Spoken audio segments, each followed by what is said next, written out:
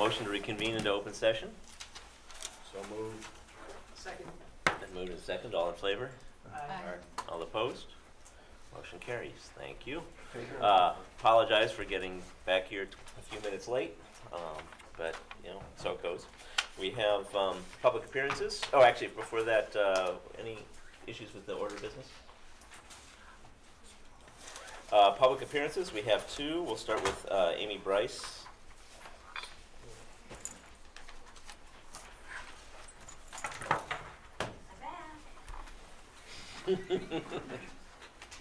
Repeat customer.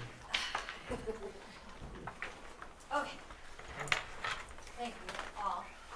I'm here to ask you to wait on voting on this referendum recommendation.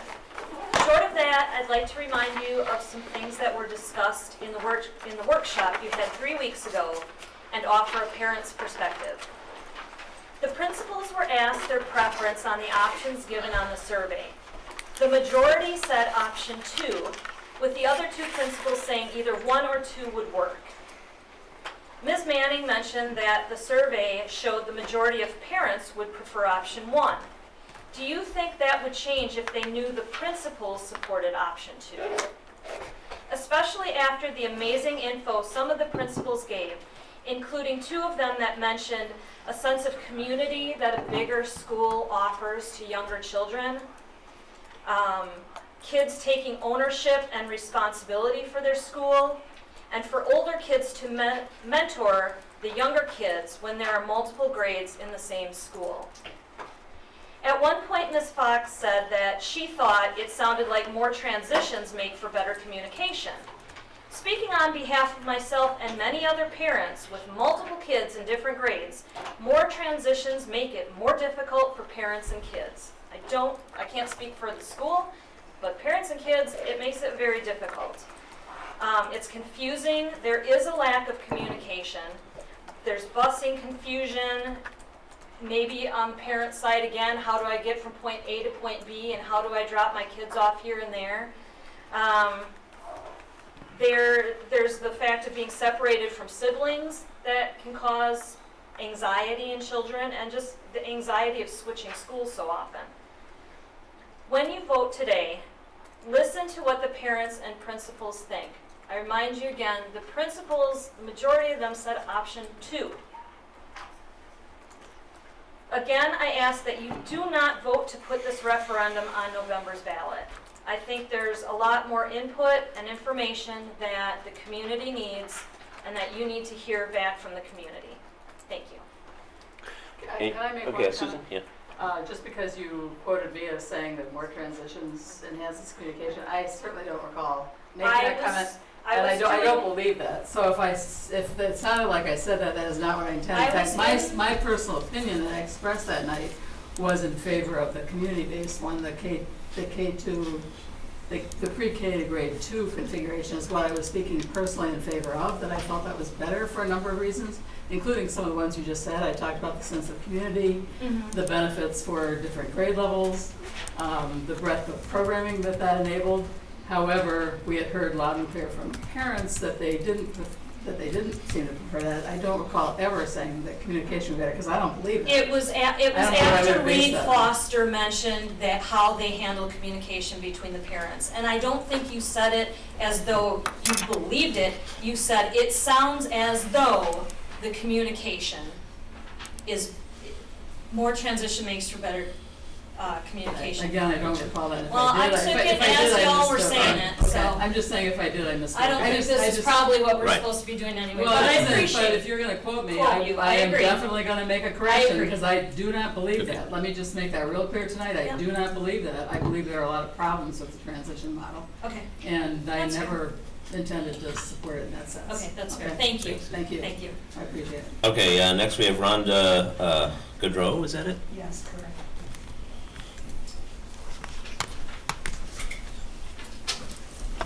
Please state your name and address. Yolanda Goodrow, 4437 Buckley Ridge Circle, Cottage Grove. Thank you. I just want to kind of support what Amy has said here.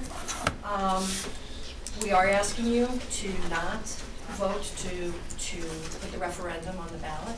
I thought my sense was, I thought we had a really, really productive exchange several meetings ago when everybody was presenting their information on PowerPoint, and I walked away from that believing that we may have opened up kind of a light for you all to realize that we felt that the way the process went forward, that it self-eliminated a lot of other options, okay, that we're saying we need to go back and consider. And so I thought it felt like you were open to potentially doing that. I'm getting a sense that that may not be what you're open to doing, and that there's still this push to proceed ahead. And, you know, I'm frustrated by that personally. I feel that presentation of this is an open process and in good faith, whatever we're gonna bring to you, that you're gonna really examine and take a step back. I'm not sure that that's happened. And that's disappointing to me.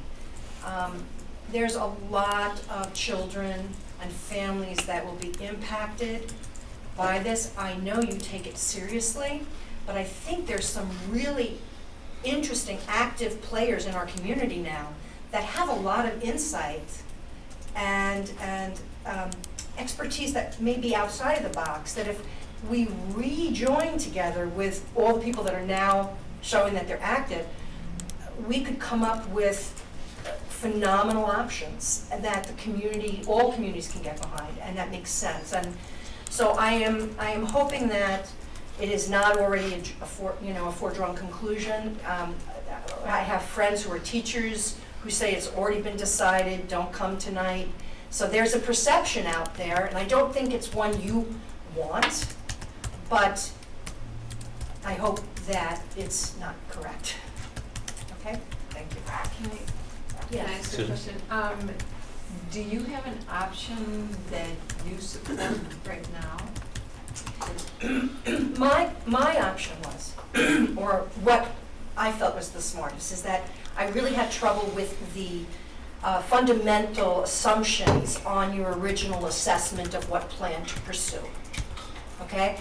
I felt that there were certain intrinsic biases in the process, kind of like if you set up a science experiment and you have a hypothesis, it can, if you're very weighted into that hypothesis, you won't see all the other possibilities of ways to interpret data.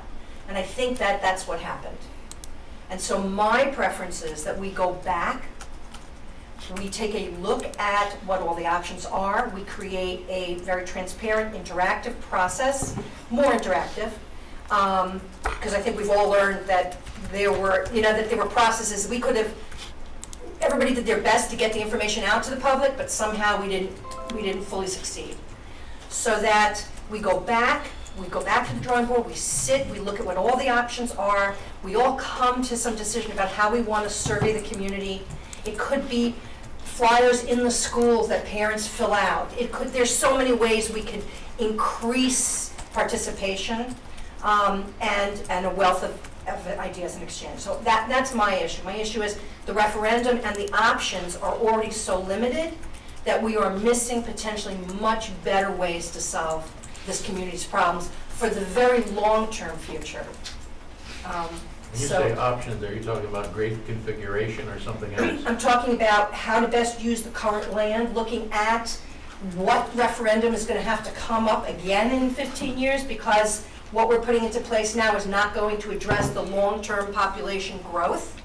You know, we talked about the high school option of, taking the land, building a high school that would be much more regionally accepted for competitions and bring revenues into the community, and using Monona Grove High School right now as a middle school. We talked about lots of different things. The premise was the community will never go for a referendum over a certain dollar amount. And that's one of the flawed premises, because yes, you're right, if you put a number, if you put money there, and you say, hey, will you go for 57 million or will you go for 113 million with nothing else? Well, of course. But if you say, but 113 million stops us from having to go from another referendum in 15 years, and this is the amount of revenue and income that will be generated into our communities because of this investment. That's a whole different, and that's what I mean. The survey and everything was already biased in that it didn't really look at all of the impacts, positive and negative. So I hope you get a flow for where I'm going. I think we're doing ourselves a disservice, and I also understand time pressure. You know, how do we reconcile something that's so important now because kids are really struggling with overcrowding or whatever we anticipate is going to happen immediately, and facilities that are subpar. But I think patience would be a tremendous virtue in this circumstance. So, Thank you. you're welcome. Thank you. Thank you, Joyce. Okay, next is the consent agenda. I'd like a motion for approval of the consent agenda as presented. So moved. Second. And it's been moved and seconded. All in favor?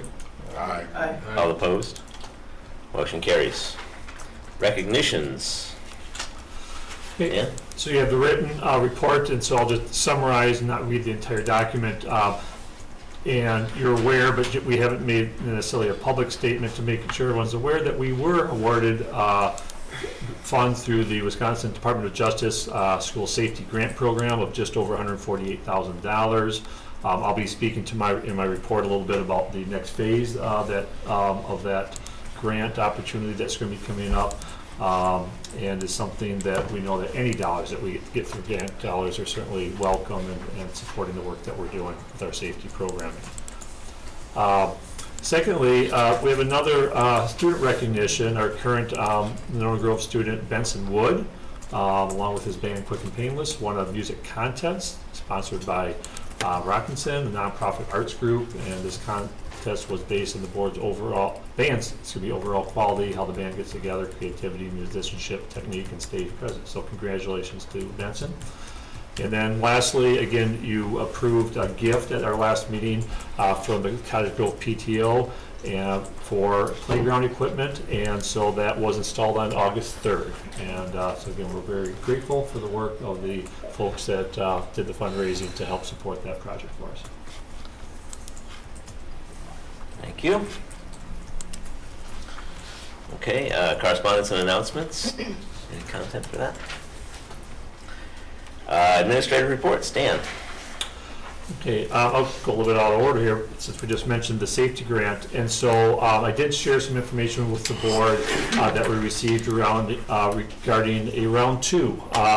As you may recall, there was $100 million appropriated for the school safety grants. Not all of it was utilized when the Department of Justice awarded their grants in the first round. And so they've developed a second round of projects. I've included for the board the link with the details.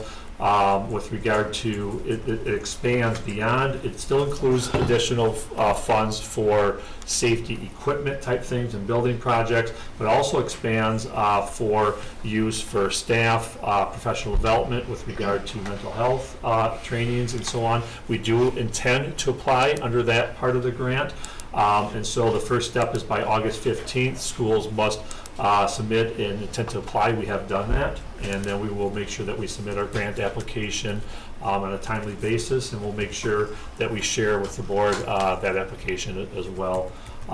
So it appears, hopefully, that this one, they indicated it will, they will try to expedite the process, and it will not be quite as intensive, application. So certainly be grateful for that. Okay. Secondly, just included notes for you. I recently attended the annual legal seminar sponsored by our state organization, WASDA, and so I included for you the written documents at 5 different presentations at the conference, and so again, for your perusal, if you would like to skim through those, and some good summaries of not only some recent case law and statutory changes, but some good best practices as well. So certainly apply to board members as well as myself. And then the third thing, communication update. So our communications director, Katie Burns-Kaiser, did write a memo, just a kind of a summary of her first month on the job and some of the things that she's been working on. And so you can certainly read that, and just to give you a little bit of an update. And certainly there'll be an opportunity to hear more directly from Katie as we move on with this work. So. Okay. Thank you. Next board reports, the Personnel Committee. Dean? Yes, make it very brief. The committee met last week, and we had kind of open discussion on the teacher compensation plan and concerns. We took no actions or things like that, but we did talk about issues that we need to address in greater detail in the future.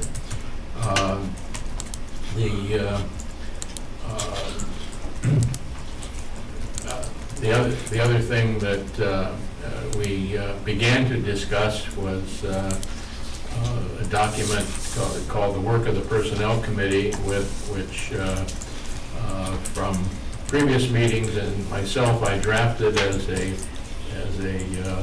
list of items that could.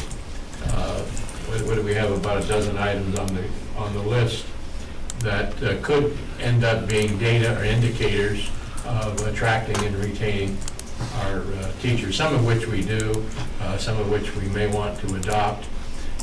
But we began to have some kind of discussion about that. We took no further action on it. I think those two items we never took really, we had mostly discussion on things and no action. Is that fair, Dan, Susan?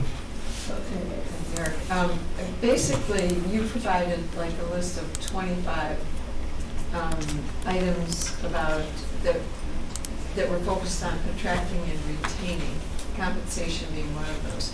We didn't really do the in-depth discussion on the teacher compensation plan, which we had talked about doing that night, but we put that off pending other input on that from staff. I didn't want the staff to think that we had done intensive discussion on it, because we did not. No, we had considerable discussion, but we didn't go into it in any action or anything like that. No, well, we talked about compensation, not necessarily the plan. Well, you talked about the plan itself. I said we weren't talking. I said, well, we're going to talk about this tonight. That's what I talked about. So I didn't, Eric, have your thoughts about that, but I didn't want the staff to think that we had started an in-depth discussion on that, because we really haven't yet. I sent you guys a memo with all the questions from the last 2 years that this committee has had about that plan, and we had no discussion on those issues. So I just wanted to get clarity. And we did meet for 3 hours. Yeah. But that was a great list. We have some more work to do. Yeah, we do. All right. I apologize, can I add one more thing back to my report? I totally forgot, it was not part of my written report. You may have noticed Jared Rosing is not with us right now. He will be joining us here shortly. He's attending a meeting right now with the Lake Edge Neighborhood Association, and I'll certainly give you more details following, when we hear back from that meeting. But we are in the process of looking for approval from the City of Madison, for the demolition of the 3 houses that we own in that neighborhood along Monona Drive in Cold Spring. And so as part of the process, they have a listening session as part of their neighborhood association about that application. So Jared's there to answer questions from the folks, from that association.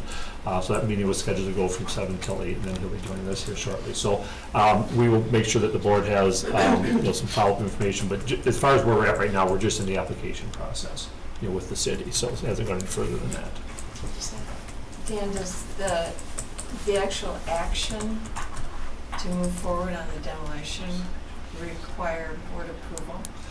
I would think at some point there is. We haven't done that. Correct. I don't want people to think we've done that and that you were following Yeah. board So approval, because we don't have that. We do not, At this correct. point, you're just investigating the possibility of what you can do with the land. Yeah. Yeah, okay. Yeah, at the very least, the contract for demolition would have to come before us. So presumably it'd be more than $15,000. Dean? A question to Dan on that. A year and a half or 2 years ago, when we were dealing with that, I think some of us were left with the impression at that time that the demolition and how we want to deal with that, and perhaps anything being done with the tennis courts, that the city of Madison had some expectation that would all be done within a certain fixed time period. And that, is that the case, or is this going to deal with it Yeah. one item at a time? Exactly. So we did look into what would be the process should we bring forth a plan to reconstruct the tennis courts and make changes to that. And the approval process with the city is if you have a plan approved, you do have 1 year then in which to implement that. And so we have not moved forward, but at least we have the information about how that process works should we ever, move forward with that plan. So But it's not tied to the demolition? it is not, correct. So this is a separate piece. Okay. So they could actually be demolished without a plan in place? Right. Potentially? Yeah. Is that, Yeah. So at this point, if that moved forward, it essentially just become green space. okay. Okay. All right, so then we go down to items for consideration, starting with the modifications to the teacher retirement benefit plan. Okay. So very straightforward. This is something that our personnel committee had, discussed, over several meetings, and then in April, it actually, made the decision to make the recommendation to the board that the vesting period for our Tier 3, remember, that's our newest teachers with less than 15 years of experience in the district. We currently have a retirement benefit that goes into a trust fund, that there's a 15-year vesting period. And when we developed this plan a couple years ago, we chose the number 15 because that was what was in the old retirement plan, that a teacher needed 15 years in the district to be eligible for health insurance benefits. Well, as we've seen now over these last couple of years, this is a very different plan. And as teachers are becoming more mobile and we're hiring, some teachers that have more experience, we've looked at what would be more reasonable in order to be eligible for that benefit. And back to the kind of attract and retain, what makes this an attractive place. So we've determined that we would recommend reducing that to 10 years, that we think that's a reasonable timeline. It's still a very lengthy timeline in order to be eligible for that benefit, but it allows someone that could be hired and spend the last 10 years of their career with us and to earn that retirement benefit. So in the document itself, all it is a revision of the number 15 to 10 in several places as highlighted for that vesting period. That's retirement Tier 3. Correct. Only, right. Okay. Any comments? Someone like to make a motion for approval of the, Susan? I move approval of the revised teacher retirement benefit plan as presented. Second. Second Can I be quick? Yeah. it? Susan was first. Any discussion? All in favor? Aye. All opposed? Motion carries. Next, the teacher and support staff handbook revisions. Okay, so there are 4 recommended revisions, and actually just to the teacher handbook, even though we noticed also support staff, there aren't any recommended changes at this time. This was actually back in February when our personnel committee made the recommendation. The reason we held off bringing it to the board until now is we had lots of discussions and meet and confer sessions with teachers about several items, and certainly August is the time that we want to make sure we have our final revisions before the start of the new school year. So we held off bringing it to the board in case any others might have come up. But at this point, there are 4 that our committee agreed to make based upon those discussions with the teachers. The first is to clarify that the compensation for teachers that attend new teacher orientation, there's language in the handbook that talks about compensation for other meetings. It wasn't clear whether or not those should be compensated. In fact, they hadn't been in previous years, and so we agreed they should be, and so this will clarify that they will be paid at the same rate as we do for other meetings. So that's the first item. The second one was just a clarification. There's no change in practice or policy, but more of a reference that kind of a cross-reference with regard to the definition of a part-time teacher. It applies to many sections of the handbook, and so it was recommended that we add those cross-references for part-time teachers so that they could easily see, here's all the different leave policies and so on that affect me as a part-time teacher. So it's just a clarification. The third item on sick leave use, the recommendation is to add that one statement that the superintendent may waive the personal care requirement at his or her discretion in case of an extenuating circumstance that may arise to give me the authority that that requirement could be waived, and we agreed with that recommendation. And then lastly, the fourth one with regard to short-term unpaid leave, this is not a change in practice, but again, a clarification to put in writing what the current practice is for unpaid leave under short-term conditions. And so, again, it represents the practice that's been in place many years. Now we have it in writing, so it's very clear. Dean? I would move to approve these. These all came through. We had a couple of meetings based on all these items, and the MGEA proposed some of them. We have some modifications on them, but everybody is in agreement with it. Okay, Dean made a motion to approve the teacher handbook provisions as presented. Is there a second? Second. A second. Discussion? Well, considering the months of discussion behind these, considering the months of discussion we had behind these things, to not have any discussion now is a little, I don't know, anticlimactic. All in favor? Aye. All opposed? Motion carries. That brings us to facilities planning. Now there's several items on the agenda here. The next items, 4, 5, 6, 7, will be where we make motions where, you know, to for the specifics of the, well, I guess it's for the resolutions and so on, the authorizations, the legal stuff. What we should do in this part is make sure the facilities planning right now is we want to make sure that we always have an understanding exactly what it is that we're those next items are pertain to, the content of what our intent is with the referendum that's suggested in 4, 5, and 6. And Dan, could you remind me of the timing? Do we have to approve this meeting to go up on the November ballot, or do we have to the next meeting? Right. And it's actually under your content. August 27th is the deadline for a resolution in order to be on the November ballot. What you have before you, on the content, of course, again, we posted the final recommendation from the Facilities Advisory Committee just as a resource. And then the board information document that was shared with you is a worksheet that was updated based upon the conversations at the last meeting to try to provide some more detail as that follow-up. And so again, this is a reference, a worksheet for you to utilize, you know, about, you know, this proposal and the recommendations of the FAC. And then lastly, the maintenance projection, the request was, could we highlight which of those are safety items? And so those are highlighted on that document, you know, as well. So I think, you know, as Peter mentioned, I think it's important that you have an opportunity to have a complete discussion of any aspect of the recommendations from the committee, as well as the discussion that you as a board have had in recent meetings. And so I would recommend that we have 3 of our consultants with us this evening that are available simply to answer any questions that you may have or not. And so I think it might be prudent if we can ask Andy, Peter, and Bob to actually sit at the guest table, so that if we have, there's nothing for them to present, but they're here to answer any questions that may arise throughout your discussion. I have a question for you, Dan.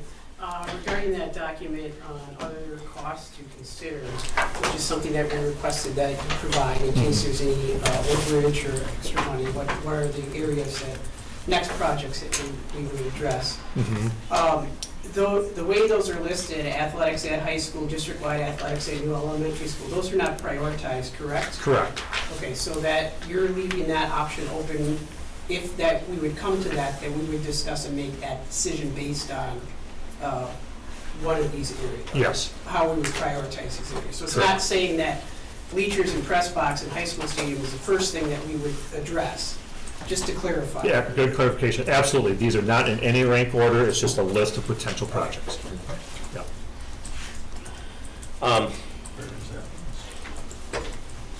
And I would point out that there's sort of there's two parts to this. One is, and that's because they're different, and different accounting goes into them. And one is the facilities cost itself, and that's a capital expense which we fund with bonds, and which we repay over 20 years approximately, depending. And the other part is, we build a new school, we incur operating costs, and those come out of the general fund. We don't borrow for that. We need to pay those every year as we go. And that's what on the board docs, you'll see that listed separately with the staffing of $845,000 and the utilities of $85,000. So in the end, there's two pieces that we need to get to. One is the hardware, and the other is the software.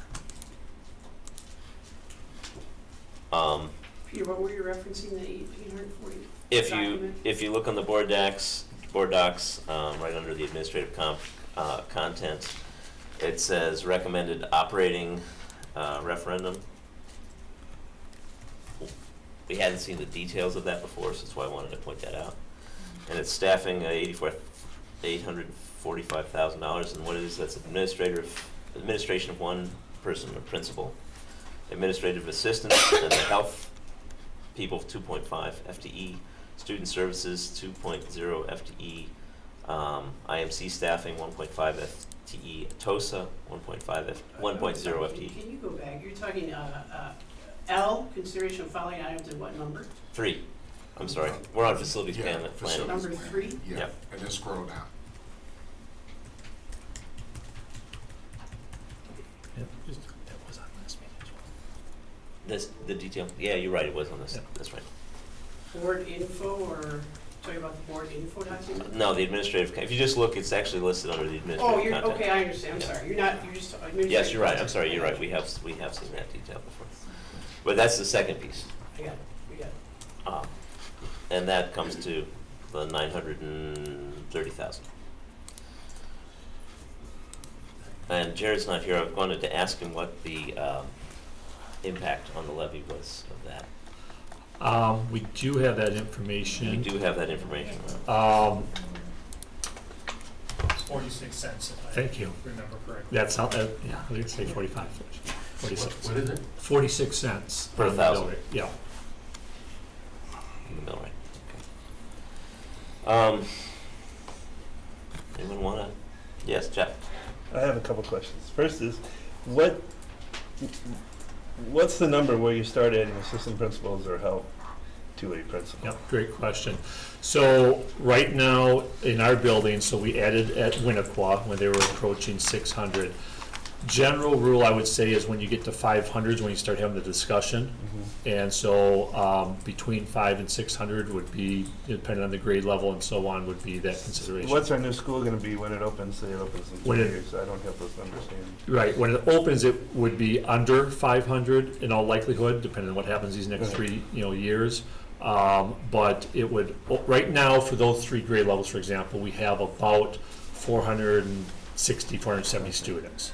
So we'd be, assuming maybe around that 500 number. And so we, at this point, did not put that position in there. If you recall, Winnequa, we waited till we got closer to 600. But it is an important point that the expectation would be that, yeah, you would add that position at some point. But it should be, at that point, as we increase students, the revenue that comes with them should pay for it in the future years. So that's why it's not included in this initial recommendation. And another question I have, and I've talked to you about this, and I don't, did we ever fully, firmly agree that 57 million was our top number? Because I don't know that we've done that. As a board, well, You make that decision tonight. right. Okay. I mean, we did reach a consensus last time, we did say 57 million, but that's, we haven't, I was excluded last week, so. that's right, we haven't passed any, anything that's set in stone. Dean? I want to make it clear for general discussion in public that the operating expenses is not a part of the 57 million. Right. That's the construction. That comes out of the ongoing operating budget of the school district. Yes. Does it, or is there a separate referendum for the operating? It's a separate question. Separate question? Yeah. Yes, So there'll be two questions. that's right. And if that question passes, then we get an additional $930,000 that we can use for the operating expenses of this building. What would be the, I don't know which question, who to ask this question, so I'll put it out there. What would be the consequence of putting both questions out and having the facilities pass but the operation not passing? Yep. So we've talked about that internally. You would have a decision to make as a board, and we would certainly have. So the first question would be, can you open that school without that operational? And if the answer is no, then even though, so all the referendum does is gives the board the authority to borrow or, levy this money. And so without the operational, I think you'd be hard pressed to be able to open a school without it. And so, but we'd have that discussion. So one possibility would be you have the authority for the school, but you wouldn't use it if you didn't have the money to operate it. So we need them both to pass. You really do. Susan? Which one? Eeny, meeny, miny, moe. Oh, a fox. Well, if that happened, if we had approval for the building, does that extend in perpetuity, or do you have to at some point, how long is that good for, I guess? That's a good question. I think it extends for quite some time, but I don't know. That was my understanding, but I'm Yeah. not sure if there's a time limit. Is anybody, Yeah, so yeah, so certainly, one of the considerations would be go back and try again, with a follow-up referendum. that's what I was wondering. So Yeah. we would have to go back for that referendum. Right. Right. So what if just the operating passes and the other one doesn't? Same thing, you'd have the authority to levy that money, you wouldn't have to. as So a we could board. go there on the field and just That's set up right. blankets and roll those, go like that? Susan? Dan, could you speak to Joyce and I, and actually I was hoping other board members would be there. Barry Forbes went over some of these very issues today in an excellent PowerPoint presentation, and do they have access to that? I will be providing that. I just got an update from WSB on it, so. Yeah, and then because I don't have it right in front of me because I didn't bring it tonight to talk about it, but the rule about only being allowed to have 2 referendums. Questions. If one doesn't pass and it's a certain kind of referendum, you are restricted, it counts because you went for 2. You can't go back right away. Yeah. Right, Andy? That's correct, yes, that's Act 55, passed this last legislative session. You have to wait a calendar year. You could go the subsequent calendar year. You can't go for your 3rd referendum question within the same calendar year. Right, so if we went in fall, we could not go back in the spring to get the operating referendum. My understanding is that There are 2 because it is a things. new calendar year, you could go in April of 2019.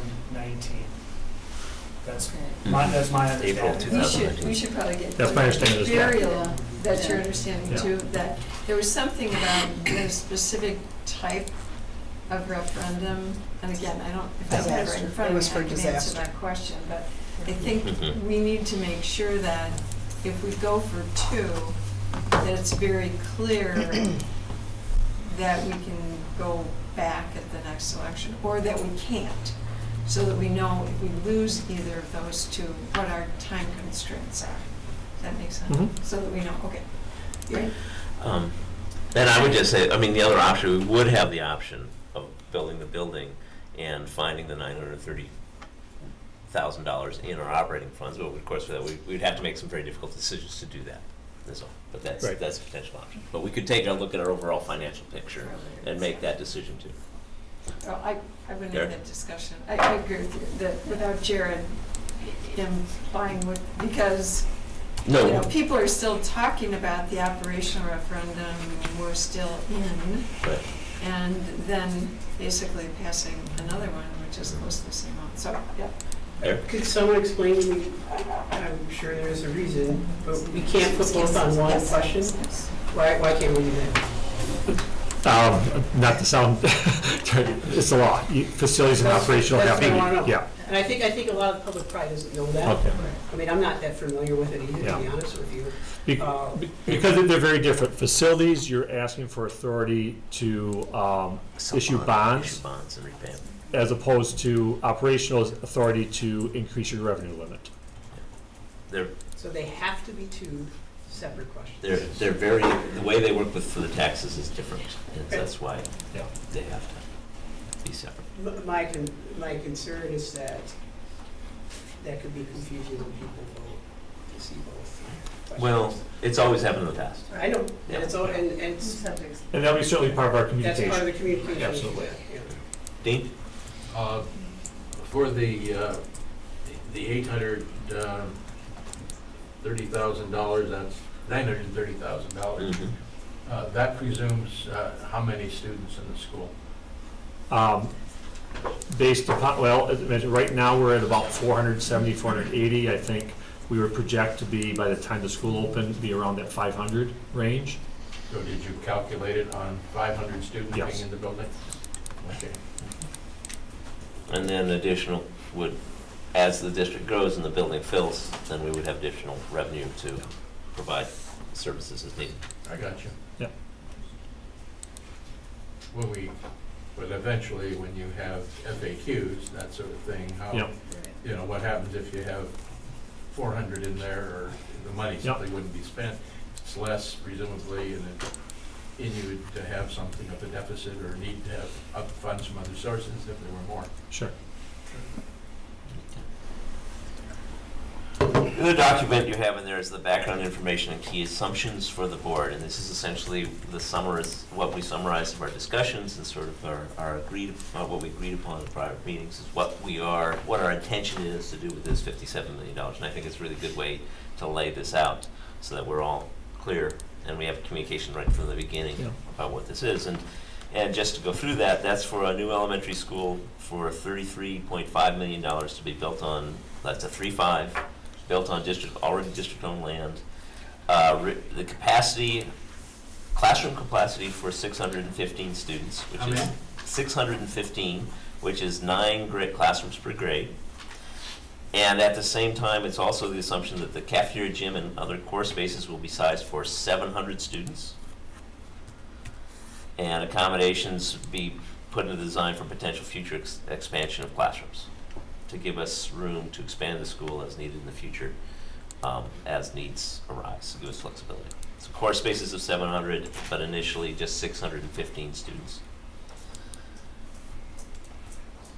Renovations, $7.2 million. There's a list, includes $2 million at Winnequa, $700,000 at Glacial Drumlin, $500,000 at Taylor Prairie, $2.8 million at Cottage Grove School, $700,000 at the high school, and $450,000 for the Nichols Building for MG21.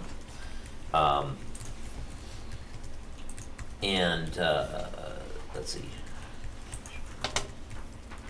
Right. Does the renovations include the security upgrades in general? Yes. Yeah, okay. Capital maintenance, $14.8 million. We have a worksheet of high priority items, and then $1.485 million for athletics, and this is sort of after a discussion last meeting, do the high school track, and at the same time, put in an artificial turf at the stadium.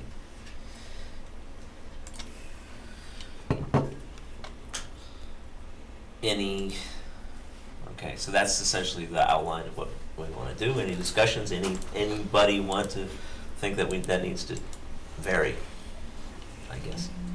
Eric's confused. No, I'm not confused. I brought it up before. It's that renovation piece that I always look at, and I 7.2. try to weigh that with those renovations and it helps to have the other costs to consider. The other costs to consider are all costs that are extracurricular. I would consider those as extracurricular costs. But I believe a lot of those extracurricular costs are incredibly important to education and students. And I mean, I think athletics can be a very important motivator and a part of a student's experience in school. And so many different people. We're talking about sports that, men's and women's sports. So there's a very large group of people that can be affected by that. And when I did my walkthrough, I understand the importance of the renovation listed. But I guess I'm still trying to decide if some of those renovations are more important than those extracurricular pieces. So that's the area where I'm stuck right now. I mean, it's a hard decision because the renovations are needed, but I wouldn't consider them a necessity. I wouldn't consider them something that we have to do, just like I wouldn't consider the athletics something that we have to do. So to me, it's one big group, and how do we prioritize that group on what's more important than the other piece? Because I've heard from more people about athletics than I have about renovations, by far.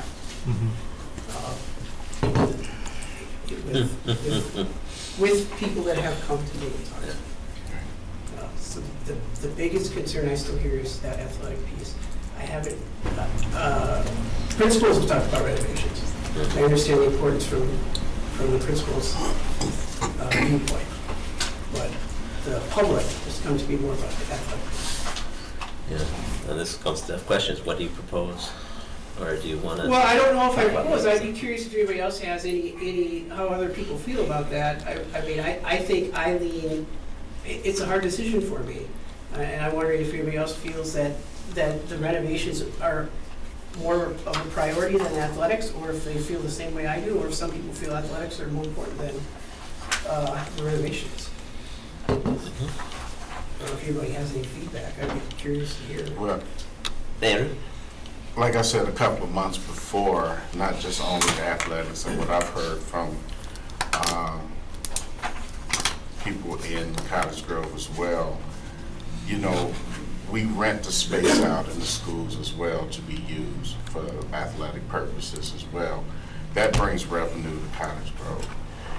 Making sure that we have the soccer games like the freshmen or the JVs out there, and other sports, and we having that brings revenue to Cottage Grove as well. And that's one thing I talked about, the renovations of all of our sports facilities, getting them upgraded and getting more competition here to bring more revenue.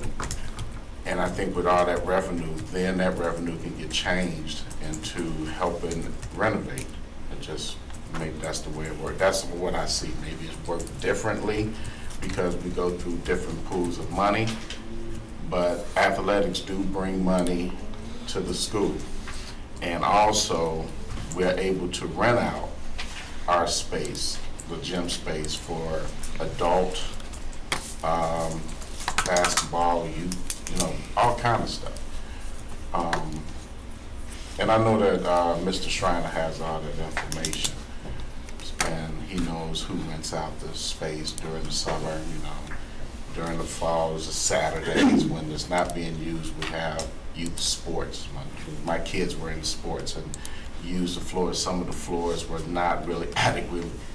Basketball, it felt like they was on ice skates. Okay, the floors need to be done. It was a travesty, but the kids have fun. But I think it could be a lot better, and that's money coming into the community and in our district. So I'm like Eric, is with renovations, I think that we need to put more money into renovating all of our gyms and our fields, and for the money that we make, we can start renovating piece by piece, school by school. Yeah, I would even maybe even go further and say, take the safety things, the renovation and the safety issues that are listed,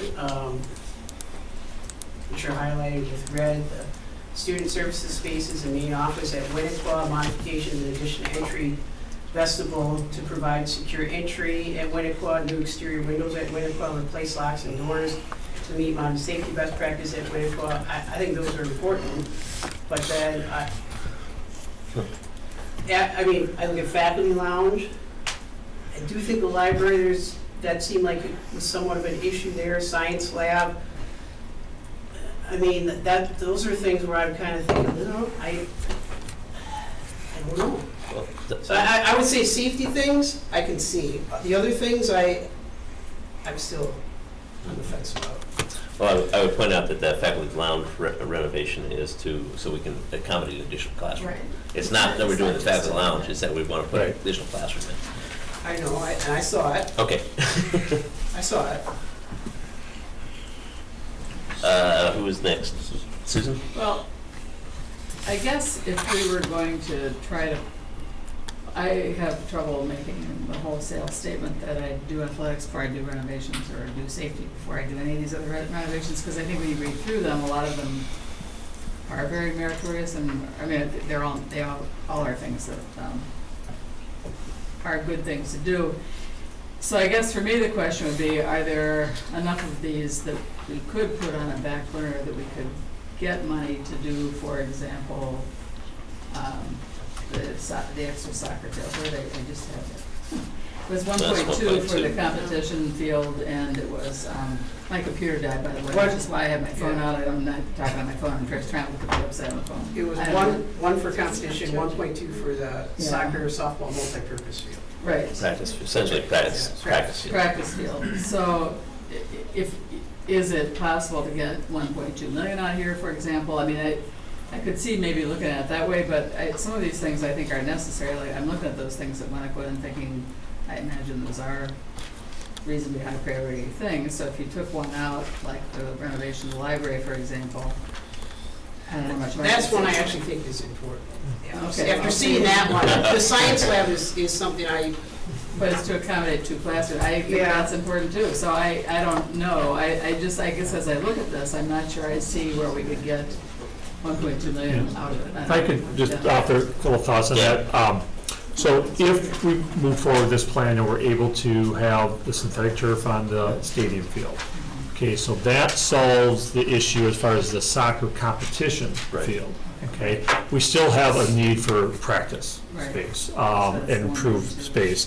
So certainly, if there's a new school built, there'll be plenty of green space, it'll be graded, but to turn it into so it's actually graded properly, and Bob can speak to this, and Peter, if I'm a little bit off base here, but so that it could actually be as a practice field and used perhaps for freshman and JV competition if needed, or youth, so on. It would probably be some additional money to have it to that level, but not that whole amount of a competition field. Right.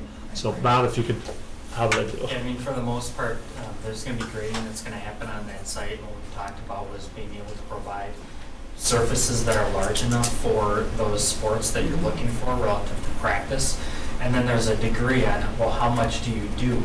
You know, you can have underfield drainage, there's all of these things that you can incorporate into it. So there's different levels that could be or could not be. You don't necessarily have to do those things. It just depends on what you want to use it for. So would it be fair to say that when we get to that design process, we might say, you know what, let's say it's an extra $250,000 to add, to do something to improve the field site as opposed to some of the renovation. That's a decision that still can be made, at that I time. mean, we don't have to make that. Right.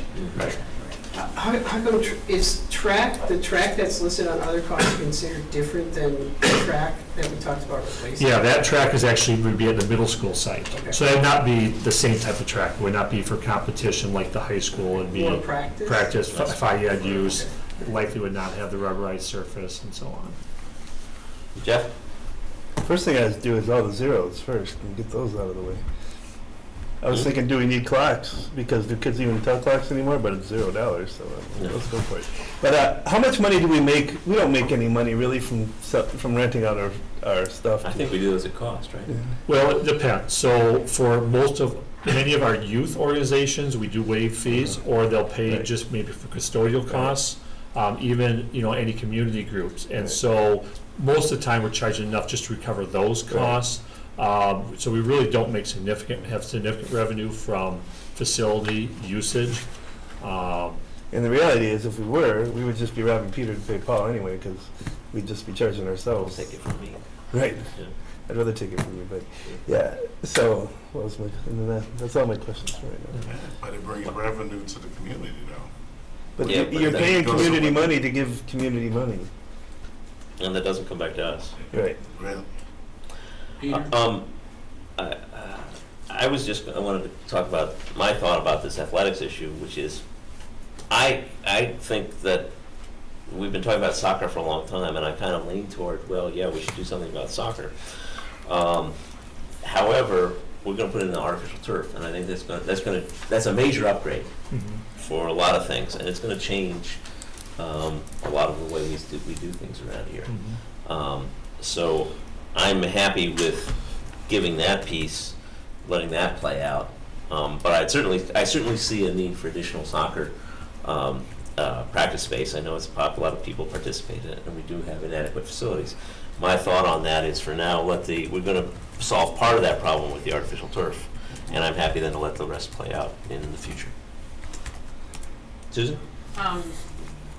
The artificial turf is going to help the maintenance on the football field. Our major problem, if you've had experience with the soccer kids and the football kids, is accommodating both of those teams during the same season on the same field, besides the WAA rules. So when Jeff is scheduling, it's an incredible nightmare for him, because he's got to be scheduling his football within our conference football teams and putting these same kids on the field. The other thing is, in the past, our soccer kids have not been able to get onto the football field to practice generally, because the football team has been on there, and I'm not sure how Jeff manages that, which means that a lot of the soccer kids don't even get onto our soccer field to play a game. Their experience on that field is very limited. So the thing we've been investigating since we built Glacial Drumlin has been a soccer field in that back piece of Glacial Drumlin, so that the kids who are playing that sport have a field to practice and play their games on. And that's a major consideration, and that's different from, I think you were expressing it, and Eric, you may be able to comment on. Well, nobody practices on the high school field, football or soccer, because we can't, because it would practice it on there, would tear it up, so nobody practices on there. But if we had the artificial. If we had the artificial turf, I don't know if people would practice. I like the artificial turf. My main support for the artificial turf is a safety thing, and that it will last longer, it's more durable, it's safer for both sports, and it can stand up to the Wisconsin weather much easier than the grass. So I mean, I'm glad that's in there too. I think that was the right thing to do, and I'm glad that we did that. But, And go ahead. Like I say, with the practice, one of the questions I raise is, well, obviously the wear and tear, you could practice on it, but schedule-wise, the reality is that thing's used almost every night for competition between soccer and football, all the different levels. Unless you split, unless you build a. So there'd probably be some practice, but it'd be pretty limited. One of the things it does relieve, though, is that this issue of the condition of the field when it rains. Yes. We will be able to play on it, rain and shine, regardless of the weather, hopefully. And that is one of the big scheduling issues, headaches that happens, is that the condition of the field deteriorates, and now you have to change anything because you can't play soccer on it.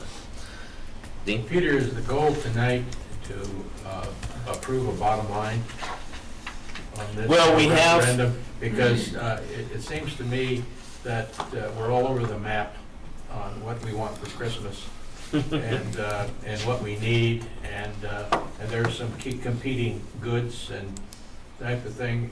It would seem to me, as I understand this, Dan, this is a recommendation that we ought to start with, and I think we ought to take it school by school, an item, and see how we feel about that. And then if we have some consensus that there's some, with 57 million, that there's $1.5 million left to do something with, then let's talk about it, because I think we can talk about here all night long, because there's the baseball people are not sitting at the table, and and that sort of thing. And I'm not arguing against any of it, but I think we'll be here until 2 o'clock in the morning. Well, if we go through it line by line, like you're suggesting, we'll be here to 4 in the morning. Yeah, I recommend you don't do that. I agree. The goal is, at some point, the board's gonna make a decision about a resolution with the bottom line. You do have to, for our communication to our community, they have to have an idea of how you're gonna spend that money. And so we have to have a general consensus on these big ideas, but the details, absolutely, you're not gonna decide now. You'll decide those after the referendum in the design phase, when you'll have actual numbers. We know these estimates are very good, but there's a lot of work to do along that process. So I said you want to be transparent about the big ideas, but with the understanding there can be some shifting, after the fact when you put the final plan together. But Dan, I think we need to be able to, I think if we're going to package this for sale on the referendum, we need to be able to say what we're building. Mhm. Obviously, there's a school Yep. on this, and we need to be able to target things like maintenance, these good categories. There's that safety category, and that sort of thing. And I think that I'm seeing that as a way not only for us to understand it, but to communicate it effectively to the public, that there are some safety issues. That's why when we had this list before, I was urging, let's get some stuff under safety. Yeah. And not just toss it into a school, that sort of thing. And then then it seems to me that we have maintenance issues. I would be very, I don't think we have to solve all of our maintenance problems through this referendum by any means, but I would like to be able to at least not increase our maintenance budget annually too much, because we need to build that in here someplace, because that just goes on operating expenses, and that hits our ability to have curriculum and teachers and all that, those other kind of things. So, and I think we're all agreeing we got to put this under a $57 million cap, and there's more needs here than 57 million, and so we have to make some decisions. Yeah. And I can see, but it seems to me if we kind of dealt with some of this stuff by function or by school or some other systematic way, because we're talking all over the map here of what we like and what we don't like. Well, it's not all over the map. My concern, if I'm going to support the 57 million, is I'm okay with everything in there, except and like I said before, my question was the renovation piece, which is the 7.2 million. right. So I think, from my standpoint, I do want to discuss that and hear about it. I think that's important. So I think I support the 57 million. Yeah, it's like, you know, where do you go? I like the fact that we have other costs to consider. I like that it's listed there. I'm comfortable with that, and I like that we have the turf on the field. And with that, and the other costs to consider, I might myself want to do another walkthrough for the renovations, just so I can get another idea of exactly what those are, and go line by line through those. Now that I have the list here, that would be helpful for me. Yeah. So I'd like to schedule that. Because the maintenance I support. Yeah. And let's, I mean, not to get too far off track, but I want to make sure we're all clear on this whole decision-making process when it comes to exactly which room is going to get renovated, which one isn't. That is going to come later in the design phase, and I don't know if Bob, you could speak to that a little bit about that process. I know you heard a little bit at the last meeting, but I think it's a really important point, and we're kind of hung up on that. I mean, nothing is designed at this point. You know, we've got ideas on where things are going. We've had conversations, and I'll use Winnequa as an example, about the main office, for instance. Over the last couple of years, we've talked about creating a secure entrance at Winnequa. Where does that go? Well, through the course of times, ideas have changed. Does it go here or does it go here? Well, we moved it over into a different spot now, so all of a sudden that space gets renovated. So those conversations really happen after a referendum passes, where we get into really the detail about what is it we're doing in that room, and is that the right room? From a budgeting standpoint, we know that we've got these offices to create somewhere. We know how big that is. Peter and his team has looked at that and said, well, if we're going to renovate a space that's that big, it's going to cost this much. So whether it's here or here, the cost stays the same. But where in particular that piece goes, that conversation happens after the referendum. Speaking for myself, you know, I look at this list of renovations, and I think that's the last place that I want to change, because that's where the professionals, the teachers, are going around. We need another space here, we need another classroom here, we need music or whatever. And then the other issue that's in there is the security stuff. And I think that the security stuff, and I understand what's going on, is I think that that's important. I think we want to put a priority on it, and in the certain condition, in the conditions we are now. I don't have it. This is the part of the list I have the least problem with. Actually, it's the renovations. But I do know, that said, that they will change, because we'll look at that in detail and know there's a pipe here, we got to do this. You know, that kind of thing will come up, and we'll also have better ideas and about some of these things. And I know that some of this will change, because you really have to do the engineering first, right? You know, and I'll just kind of throw this out there. I was talking about design being a journey of discovery, really. You know, these are ideas, but you've got to go through that journey of design to come up with, to your point, is there a pipe there? Is a better idea? You know, we've got this idea now, but after we talk about it a little bit more and the pieces start to come together, somebody go, oh, this is actually a better idea, and it might be more efficient. So that's all the process, you know, through the course of design. That's the process that we're going to go through. However, I think a referendum for $57 million for a journey of discovery might be problematic. I'm not saying that. Dean, have you been looking at, are you working from this list that was posted in board docs? I have it in front of me. Okay. I just want to make sure you're working from the most recent list. I just think it's hard to sell a referendum, and I've been involved with many of them, that you're going to target, leave them broad categories of things, and then say, when it's all over with, we're going to have a journey of discovery that'll reallocate funds. And, you know, and I think it can result, not necessarily, it can result in a lack of confidence Is your in what the board does. Is your concern you're raising today that you are yourself have an issue with approving referendum based on these numbers, or are you concerned that this document and what we're communicating is inadequate? I like this. I just think I would like to have it add up to somewhere around 57 million.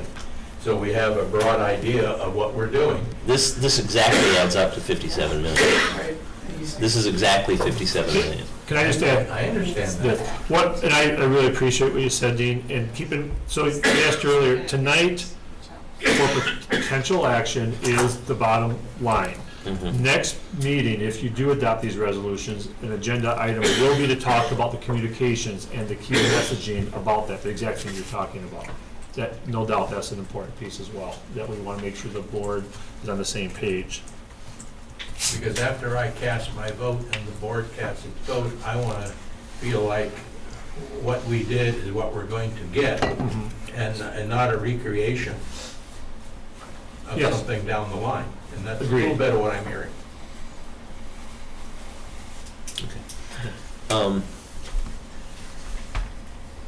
All right, and, you know, I mean, these big items with athletics, I mean, there's a little more, I think, board role and room for discussion there too. Just, I thought the things that we should be looking at. Capital maintenance, $14.8 million. Those items are detailed pretty specifically in the spreadsheet. And in fact, we have good cost, mostly good costing on those, because we know what a roof is and so on, right? It's a little surprising that that number is that large, but I know that it happens. We have deferred maintenance, essentially, the $15 million. But I know we've been putting things off since 2010. Well, we had a similar number 3 years ago when we did the initial facility study. Yeah. Findorf has come in and confirmed, and, you know, maybe some slight revisions, but it's a very similar number. Okay. Susan? I basically like this list of, I mean, they all make sense to me. It's pretty hard for me to pull any of these out. But I'm wondering if we could, you've mentioned our fund balance before, I know we can't. But if we would decide on the soccer, there was a lot of interest expressed in the soccer field. It's got a need for a long time, the practice field. So we're already planning on adding the turf and doing fundraising for part of that. And I'm just wondering if we, because I think we do have to tell people what we're spending the money on too. And it may, maybe not tonight, maybe not next week, but pretty quickly after that, we have to have a pretty clear idea and a FAQ. I mean, it's this sheet. But if we are going to try to do something with the soccer field, if there's a way we could maybe pay for it by using some of the fund balance in addition to either finding some more money here somewhere, or, you know, when the final bids come in, hoping there'll be a little less. That's probably not likely because it usually doesn't work that way, but I'm just thinking maybe we could keep that in mind, that might be an area I think it's a where we really could good point. pull some money to, because I think that is an important thing. I mean, it's been a need for a long time, and, you know, if we could. You know, I guess I have two thoughts. I agree, and if there's a referendum that's passed, it's about a 3-year process, you know, doing all this work. And so during that time, we have 3 individual budgets as well. See how those go, that they're very well maybe, whether it be fund balance or within our budget, to be able to pick up perhaps some of these items that, you know, will be on that, or through fundraising, as you mentioned. And I do think one of the important things is on that other list of possible, you know, other costs to consider, that in the very near future, I think the board does need to have some discussions about prioritizing there. Right. So I think if there's a new school built and we have this space, when we talk about the design of that, without question, okay, what would be the first thing for athletics that you would want to put there? Would it be a multi-use practice field? I think that's a likely place to start, but, you know, or is a softball field more important, or a baseball field? You know, we need to have that discussion. But the practice fields, of course, would be the easier things to do, and it's a need. Again, if I can ask for you guys for a question. So within, you're giving us a price of $33.5 million for the school. What does that include on the site? Parking, you know, the driveways and so on, and just sort of general grading of the site, or? So for right around the school, it includes the parking and the curbs and gutter and the sidewalks and typical things you'd see out there, like a little playground and stuff like that. But out past that, I think we're just bringing the grade to just a regular grade. That would be, if you're trying to grade that and irrigate if needed in some of those other areas, that would be in the other costs to consider under site work, $3.8 million. So you're getting the school, you're getting the parking, you're getting the curbs. It's going to feel like a school with a big giant field around it. Okay. Susan? Dan, do we have we had a discussion, so what are we talking about in relation to possible fields for the new elementary school. So, That would be under so on that document, the very last page, where it says Other other costs costs. to consider. So the original, if you remember, the Facilities Advisory Committee identified originally $87 million worth of needs, and on there was every, in an ideal situation, every athletic field that we would like to be able to have. We bring them all on site, baseball, softball, soccer, and then improving the track. So, so when, we focus on the number of 57 million, they immediately look, okay, what are the highest priority? We come up with track, and we've added in the turf to that. But we have not really, as I said, prioritized those other ones. We have, right now, we're using community centers. We've done it, for the most of the history of the school. Yeah, and so. I get it. Yeah, so like I said, I do think it's a good discussion to have, and obviously involving our coaches and so on, and Well, and the other parents. thing that really needs to happen is we have to have a clear understanding. Let's say, so originally, the plan that we looked at for the soccer field was a glacial drumline, the back of glacial drumline. Okay. And now we're looking at a competitive soccer field at the new elementary school. That's where we're considering it. Well, that changes if we do the turf, as far as the need, because now we're committing to playing competition soccer at the high school stadium if we have turf. So that need goes away for competition soccer, at least for the time being. In a perfect world, we That's still your would like to perception. have. That's your perception. The perception continues to be that there may be a position that those two sports need separate fields. Again, I don't know, but. Ideally, yes, we would still like to have that separate field, no doubt about it. That's the best situation. It's just comes down to cost. The other piece that I'm concerned about is if you're looking at putting district-wide athletic at the new elementary school, we gotta make sure that's okay. Because we had our freshmen practicing at Taylor Prairie, and the community shut that down. So that was the end of that. So look back at that history and how that interfaced with the community. Okay? So we have to be very clear that that's gonna be a community accepted activity. That's not included in our proposal here, those are under other costs to consider at this point. That's correct. So if we consider those other costs, at whatever point we do that, we have to make sure that we have community support at that site for that activity. And then are you gonna talk about, so one of the things that I think we were just talking about was the other site work. Where's the road piece here? Are we?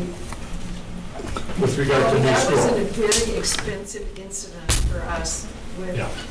Glacial Drumlin, and in fact, the recommendation from legal counsel to resolve that was to sue, which the board did not choose. Yeah. And the school district paid, what was the amount on that?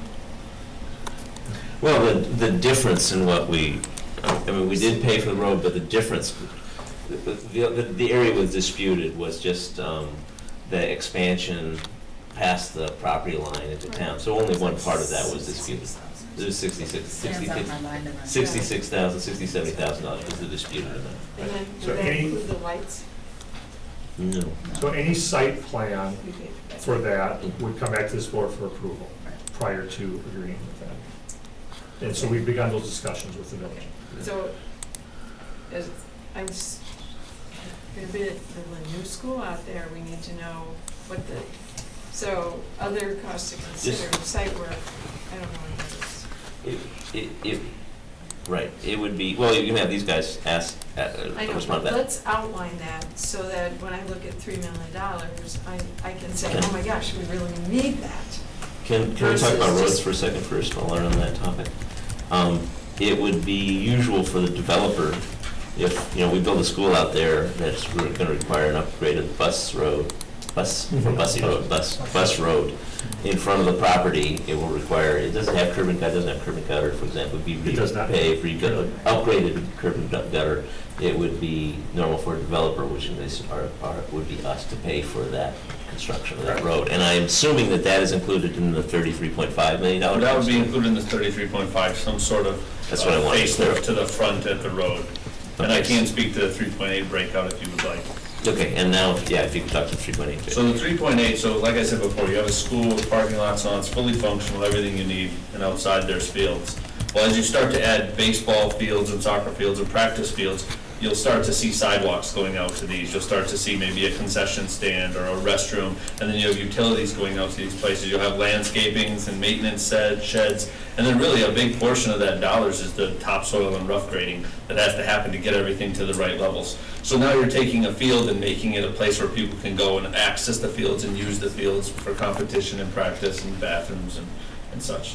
Does that make sense, how you get to the 3.8? So you would be saying that if we did this thing, build a baseball field and a soccer field and track and so on out there, we would need to do the site work around that. Is that the implication? That's where it gets a little bit interesting, because if you wanted to do them all, yes, you would. If you just said, hey, we want to do a baseball field, I would ask you, do you want concessions with the baseball field? And the answer is probably no.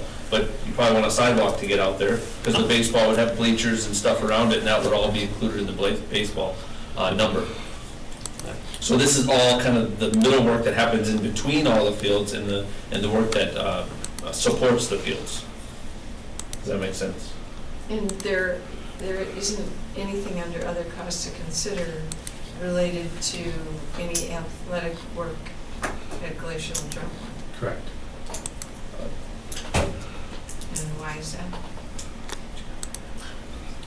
Well, I don't know. I would presume that if we build a soccer field in the Glacial Drumline property or at the elementary property, it'd be approximately the same cost, so it doesn't matter to me where it goes. If I can speak to that, the last document EUA and Findorf worked with, there's I believe 2 softball or baseball diamonds right there on the Glacial Drumline site. So as you walk out the front door, let's call it heading north, there's the 2 baseball diamonds, and then to the right of that, I'm sorry, I'm backwards from you guys, there's a big open field. And so part of these costs is part of, and I don't know which one it is, I'd have to do a double check here, but I believe it's the 2 softballs practices would be renovating those and bringing them up to current Okay, I standards. misspoke. So we need to make sure we break those out if we can, so that it's clear that if we do these other costs to consider, The location. the Yeah. location is going to be really. So these, are the ones that are listed under elementary. It could be, Originally, the competitive soccer field was cited for that open space, not the softball. The competitive soccer field at the time, we priced it into, to Bob's point, I mean, it can be decided to be put in a number of locations, but the way we had originally assumed it would be in that new parcel of land. Okay, so that's helpful to know. So again, if I looked at this, I would think this was all at the new elementary school, and if it isn't, then we need to break that out and be able to see that, because there is a use agreement on that, which could affect what you can do. I think one of the thoughts that was in there was with the whole plan was, and part of the site work would be find some sort of connection between the two, so that people can work Yeah, from that'd be great. GDS to there, and so that's why it was kind of lumped in together, but it's a fair point to try to break those out. That's helpful to know, thank you. And before we get, I just want to make it clear to everybody what we're talking about. These other costs to consider, these other things are not currently in the referendum under the $57 million. So this is sort of, it was the next level of things that we would want to consider if we're asking for more money. And like I said, I would think an option would be, instead of doing instead of upgrading to the turf, would take that money and use it towards the soccer facility. I think that would be an option, but I do believe that upgrading the turf is actually the more efficient use of our money. And Gives it's us 2 a better- sports, the turf is 2 sports. And it gives us a better use. Rather than one, so. Yeah, and then you might be able to focus on the practice. I still have a tremendous amount of frustration that we're wasting all this money on turf and the track and stuff when we should be out fundraising for that. And we aren't. We're running in quicksand on that. You know what, if we can still fundraise for that. That's And the if, plan, right? yeah, Yes. yeah. And then we would have money to build. We should have been doing it a few years ago, unfortunately we didn't. Should But, have, could have, would have. right, if only we had Here we are. board members that thought we had enough money. But we should be doing it now, because, I mean, how can you come and ask for $1 million for turf and then end up not using $1 million for turf, right? I mean. Well, I mean, to your point relative to turf, 10 years ago almost now, we considered turf. Right. At the time, looking at it, it was more expensive, Right. and the replacement costs were such, I thought they were unsustainable.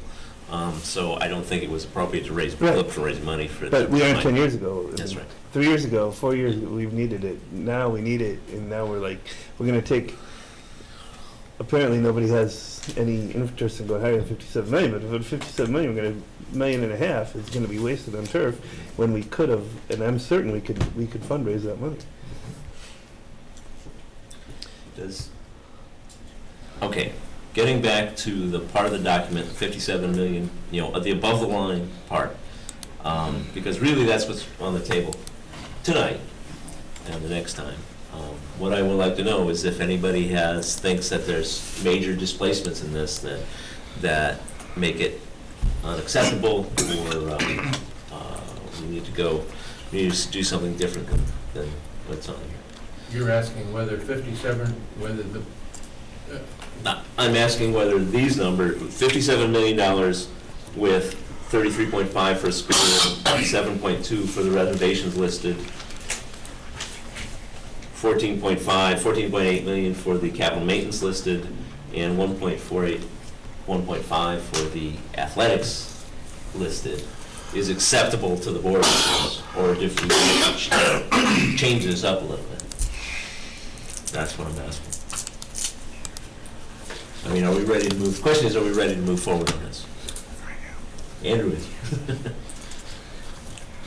thoughts? I'm ready to move forward. Okay. I just, the numbers for the others that we were discussing, when you add the site costs, Add which? when you add the site work in, it's a big number. It's, talk about $12 million, and so I think we need to make a decision to move forward. And I think that's important, but we should wait to see what happens at that point. The thing I would say is maybe if there's some way, I guess maybe just, I'm ready to move on. I still think we can go to 59, keep it under 60 million, personally. I don't know the basis of the But 57 million. That's not gonna get us what we need. $2 million is a lot of money, we can get a lot of stuff done. Then I would be more interested in. Is there support on the board for increasing I don't know. $59 million? I don't know the logic behind the 57 really. So, Statistics? statistics. Yeah. But that's where the 57 is coming from. I think it's an important number Well, statistically. Susan? if we bumped it up 500,000, we'd be halfway to the soccer, practice soccer field. I'm just saying, and then we have the fun, I mean, I don't know, the advice we got and the strong recommendation from the committee was not to go above what the survey supported, and so I'm ambivalent about taking that risk, I guess, But the survey didn't support it 67 or 57, it didn't break it down, it started at 87. Right, if you average out where the strongest support was. All right, yeah, That's what it was. because 60, I mean, there were so many questions that weren't asked on that. Remember that operational is going to be on there too. Right, that's the other thing, is the operational will be on there, yeah. And I understand exactly where you're coming from in terms of, I'd like to see soccer facility. I think that'd be great. I've been hearing a lot from soccer people and their enthusiasm for a long time. But my personal, I'm concerned that the number's too big, and I want to err on the side of passing, not letting the perfect be the enemy of the good, as they say, and getting the bird in the hand with this one. Which is why I wouldn't go over 60. I know. I mean, you can sell something for $19.95, right? It's much better than 20, and it's gonna sell. We could just put on there like Coles, we were gonna do 100 and we knocked it down to To $59.99. and then, yep. My wife would buy it. Eric? You know, there were two people who spoke tonight about having us hold, you know, requesting us to wait and vote on the referendum, and if we were going to wait and vote on it, we really don't, if we want to get it on November, we don't really have an option. No. If we wait and vote, we're talking about it happening in 2019, correct? I mean, Yes, April, if we don't make a decision this month, by the 27th, Right. The next election would be April of 19. And there's a huge difference between spring election and fall election, and there isn't Right. another fall election till 20. Right, in terms of turnout, so that, yeah, the fall And- 2 years. and that's not, I mean, I think we've certainly heard from more than two people. There's two people tonight, but the last couple of school board meetings, that seems to, there was quite a few people who voiced their concerns about, you know, the referendum. So I want to understand that the timeline is, really we need to make the decision by the August.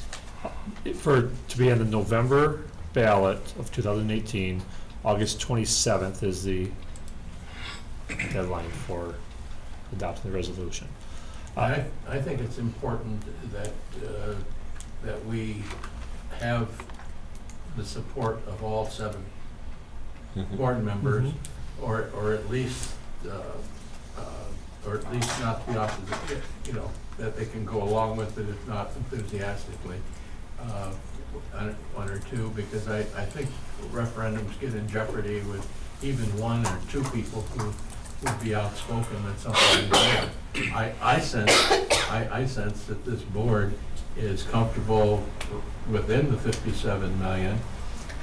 A lot of that's taken up by the elementary school and that sort of thing. And it seems to me that we could sit down and systematically go to each of these categories and say, do we generally agree to that? There may be a holdout on, I think we could save, you know, $500,000 here or there, but I think we could boil it down to where we have 3 items to talk about. But I think it's important that we've talked about this proposal or modify it slightly or something like that. I'm fairly comfortable with what they have there. I see the argument for some kind of combined athletic field out at the elementary school, middle school type of thing, but I think we need to have some agreement on that and then understand that money has to come from someplace else in there and so forth. So it's, you know, and not, you know, I don't want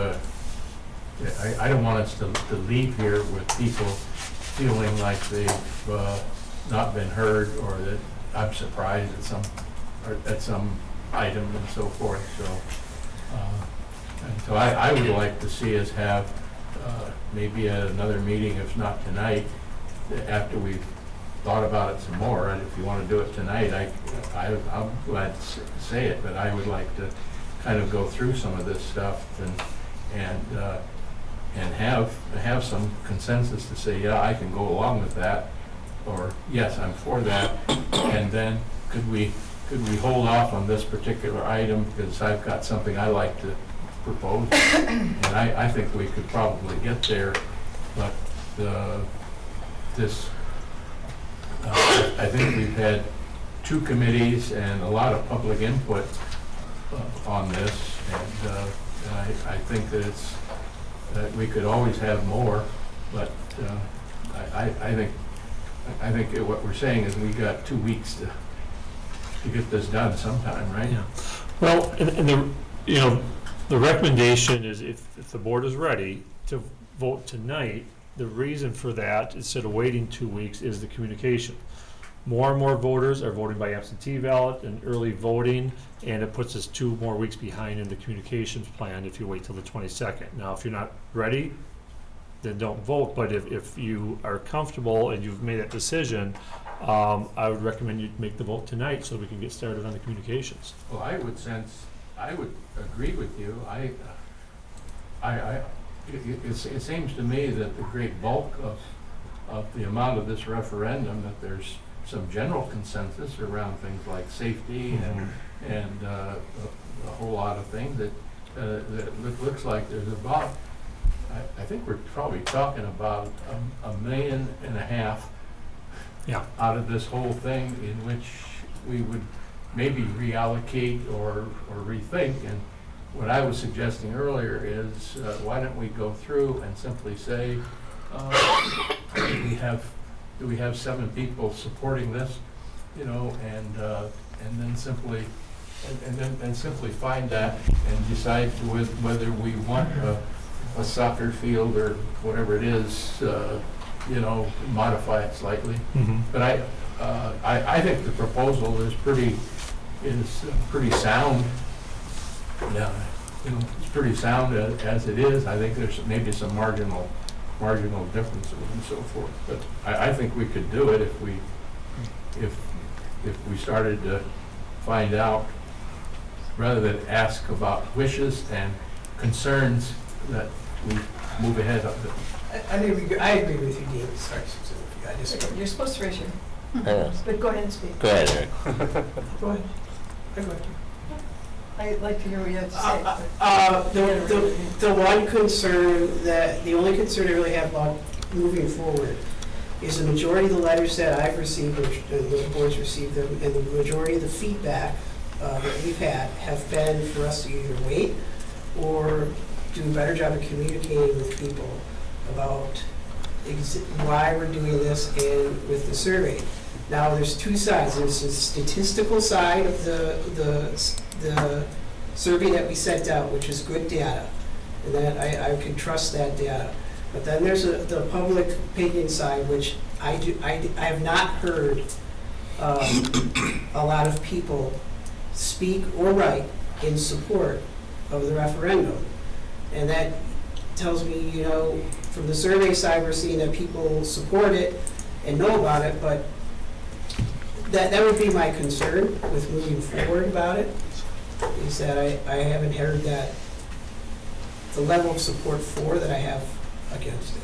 Or not necessarily against it, to wait and consider other things. Do you think that will abate in another 2 weeks? No, I don't, Dean, but I think it's important to acknowledge that and consider it if we're going to make a vote tonight. Okay. Does anybody think we're not ready to move forward for the November election? Well, I have a couple of questions, so before we answer the question. Sure, go ahead. Okay. So, Dan, could you just reaffirm how many years you've been studying the list of configurations? Yeah. So that people are not under the impression that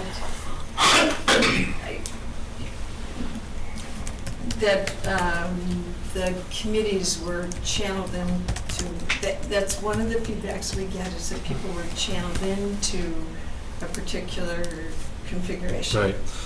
So the initial work began in 2015, Long Range Facilities Planning Committee, identifying needs. When the Facilities Advisory Committee that reconvened a year ago, they began with 7 different options.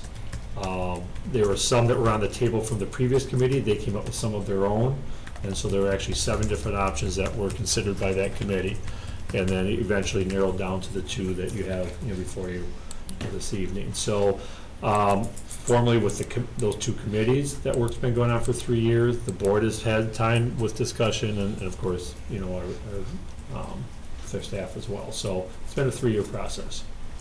And then the other question is understanding that maybe the solution looks short-term, to find a 10 to 12-year solution. The cost that was provided to us on that is as far as the new high school, was well over $100 million. I gotta correct that. This solution in front of us is a 10 to 12-year solution. Go beyond that is. You're right. Well, That's what can I tried actually to speak say. to I'm that? sorry if Sure. I think that's been, stated and I've had a lot of conversations with folks about that. We don't know how many year solution this proposal is. That is based on enrollment projections that are very wide-ranging over the next 20 years. This could be a 20-year solution.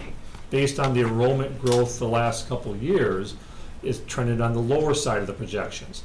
That could shift in a hurry and could go on the higher side. So there is no such thing as a 20-year solution. We don't have any idea what's going to happen in 20 years. You look at other Dane County schools. Now, we're different than every other community. We're all unique. Oregon just did a facilities referendum 3 years ago or 4 years ago. They're back again this year. And we're not growing at that same rate, currently. So we can't say this is a 20-year solution or a 10-year solution, but it is for the foreseeable future, and it'll get us to a certain enrollment point whenever that hits. Could be 10 years, it could be 20 or somewhere in between. And that would be part of the communication when we move forward. We have to be really clear about what those enrollment projections tell us. But what we don't know is how fast it actually is going to come. And then, again, the second piece of that was, it was my impression when I observed the committee work, was that the cost piece was a major factor in, as well as looking at how can we do what we need to do for as long as we can for a referendum that we think we can pass. Is that? Oh, sure, and I think that was the point of the survey. And I think there's been some misconceptions about the survey as well, that we need to communicate better on. The committee came with a recommendation. Here's what we believe you should do. The survey was to test that particular recommendation. It was not to ask the community a broad range of questions, should we do this, or this. There was the plan, what do you think about it? Will you support it or not? And then the survey results came back, yes, we support this plan up to this amount. So basically, 57 million of the 87 million recommendation. Okay, so that was what it was designed to do. It was not designed to have a wide net of what are different ideas that you have. That was the purpose of the committees over these last 3 years, to do that work, to narrow down to a recommended solution. Timing feels tight for me, though. For some reason, it feels. Because you're new here. What? And that's law, though. Law is tightens up. I'm going to take a turn first, which is, I'm comfortable calling it a 10-year solution, not because we know it's going to be good for 10 years, but because our best projections say it's good for 10 years. That's fair, based on the projections, yes. And I do have a problem spending taxpayer money to try and solve a problem that's farther out than that, because you tie up that money and you don't know what the risk is. You may be tying it up for no reason, for 30 years or 40 years that you didn't need to. The other thing that happens in 10 years is that we pay off Glacial Drumlin, and then we have more room for for flexibility. We have flexibility because we haven't spent money, but we have flexibility because we have now got a lower mill rate because the referendum came off from Glacial Drumlin. And we can come up with a solution then that's designed to solve our problems, keep our problems for the next 10 years. And I think that that's a perfectly fiscally prudent way to approach this problem going forward. And I can't see justifying spending twice as much now just so we don't in 10 years have to pass another referendum, because what that does is it ties up the taxpayer money for 10 years before we really need it. And so having looked at the solutions and understanding exactly where it's coming from, and I've said, looked at the solution in high school, if we had no buildings, we were building a district from scratch, it very might well look like that. At the end of the day, it might look like that project. However, we have to make, in my mind, the most efficient use of the facilities that we have and the most efficient use of the taxpayer dollar. And I'm ready to move forward with this because I've looked at all those options carefully, and I can't reconcile them with making the prudent choices and solving your needs. That's my comment. Eric had his hand up next. Go ahead, Dean. Dean can go. Well, I would suggest that we start through this from the recommendation, the recommendation, and let's let's take them, some chunks at a time here and see if there's 6, 7 people that can agree on this. We don't have to have everybody enthusiastically for it, but we don't need board members to be strongly against it either. And I think that we could end up close to a solution tonight. And if we need 2 weeks for communication or to rethink it, to fine tune it in 2 weeks by $1 million or $2 million, switch it around, we could do that. But I don't want to wait 2 weeks to be at the same point we are tonight. It seems late, but it is actually only 9 o'clock. And this is a big decision, so I don't have any problem spending a little time on it tonight. Well, sure. I think we're probably in pretty good agreement already, but we can go through this list, I think, and take it in chunks, and let's just see if there's any areas of disagreement. If that's what it takes to get everybody on board. So what I'm going to say is, I don't understand what you're asking us to do. let me Go through this It list. sounds like or you what? want to go Let- through let me- this hang on a list. second. Let's Hang on, get hold it. what you want. Susan, hang on a second. Let me just start. New elementary school, $33.5 million, grades 3 through 5, capacity 650 students, 9 classrooms, cafeteria, core spaces for 700. Are we all on board with that? Are there any pieces of that we should change? Is everybody on board with that? Yeah. Can we, I might wait to take a step back. Would it be better to ask if we're all on board with going to referendum for 57 million and then go to the list? Sure. Are we all on board with going to 57? I'll actually ask the first question, which is, are we all on board with going for a referendum in November, or should we wait? November? Yeah, I thought we did Yes. that last week. I think we did it last week. meeting. We did it at our last meeting, and I want to make sure that's still heard. We did that at our last meeting, and we actually all agreed with that.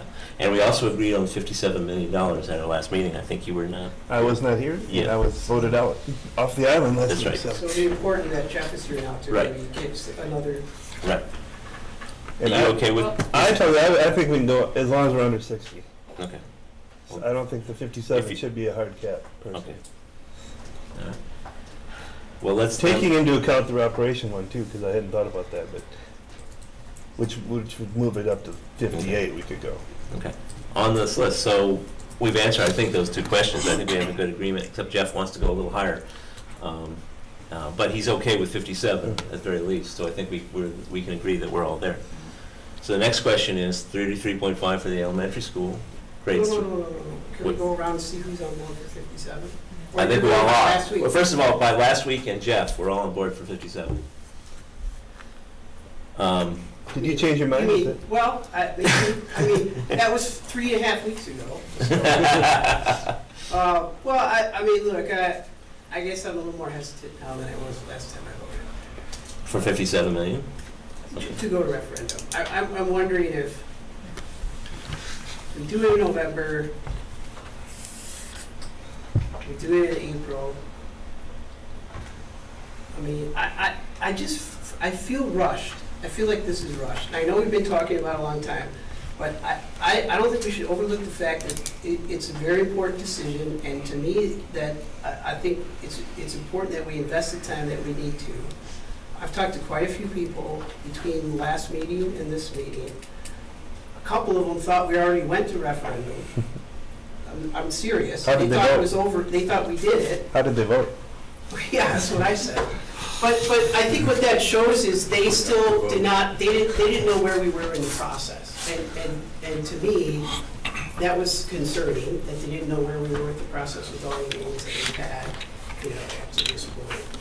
And the majority of feedback I've gotten since that time has been people that are concerned because of either the amount of money, the grade configuration, the athletics, and I think that in the last month or so, this is, the public opinion, from my perspective, has not been where it was before that. So I I have a little hesitation for the 57, but if there's 6 people, I can move forward with it.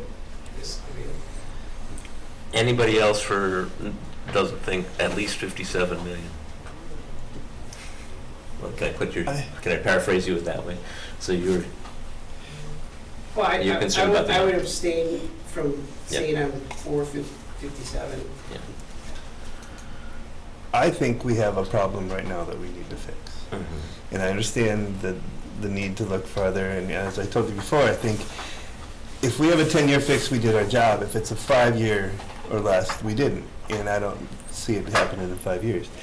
I think part of the problem is, and this is kind of why I voted against the committee, I think we were handcuffed by what the committee came to us with. I think without a board member being on there or any board real feedback until like now, I mean, I don't think it would be prudent to go against everything the committee said, because I think they did a good job with what they were tasked to do.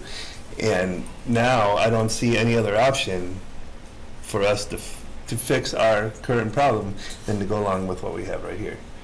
So I understand where people are coming from, Okay. but I just don't think, and I think part of it is the law is like we couldn't come up with this number in May, right? Because I mean, there's a law that says you have a limited amount of time, and if you're going to go to referendum, it's always rushed. It was rough for the operating referendum. It's going to be rushed because that's how they set it up. Because they want to put as many obstacles in passing referendum as possible. I get that, but so I don't see any other option right now than going to referendum with what we have. Anybody else object?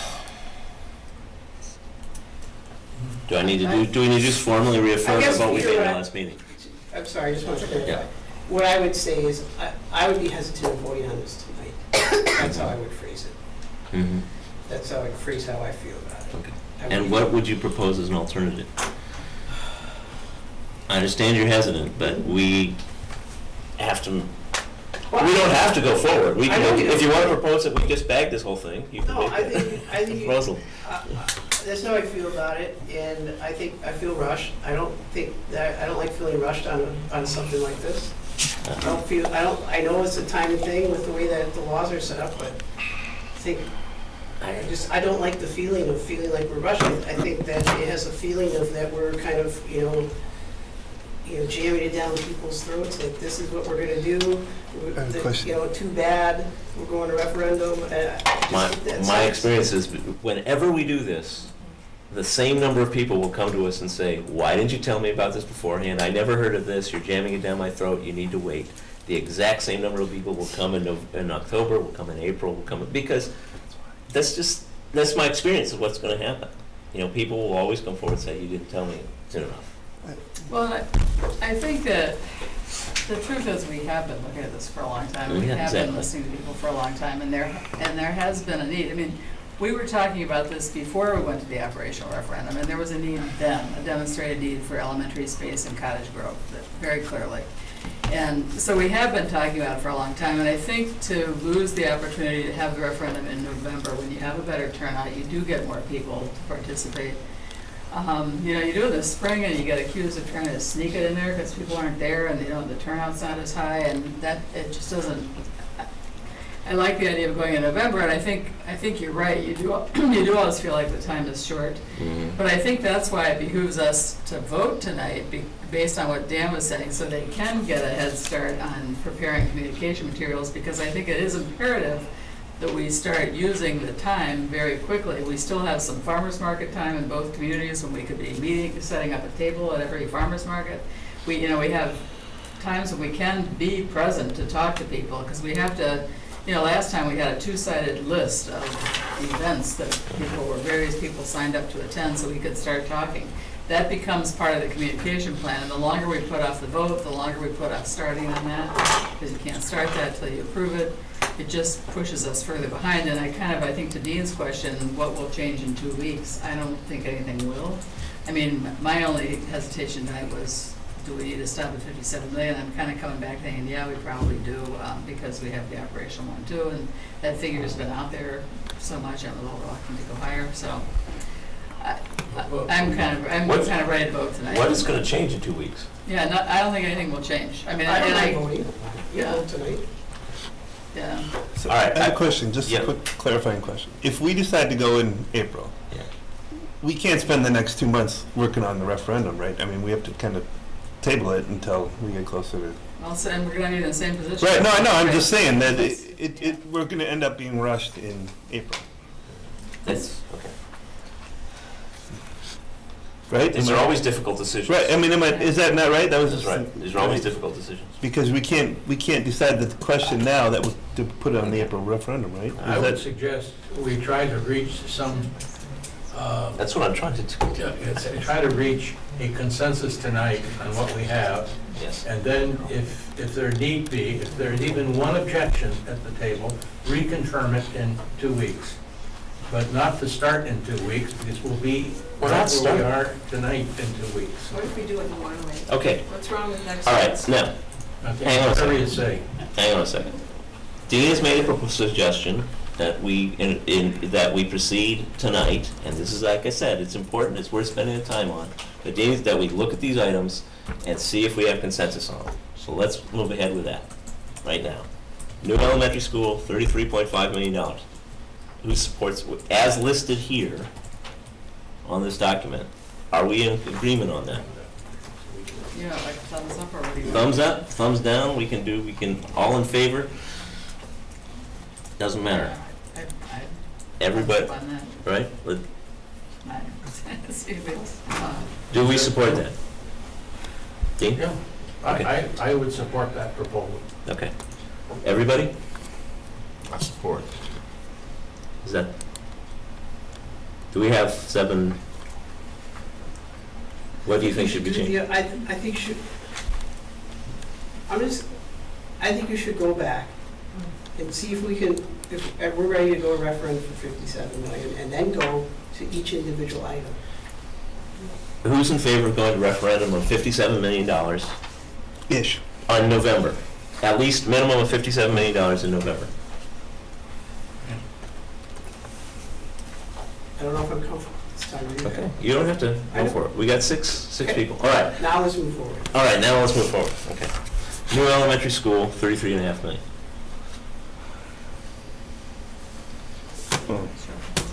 If we did go to referendum, I would support that. Okay, renovations, Where are we now? Winnequa School.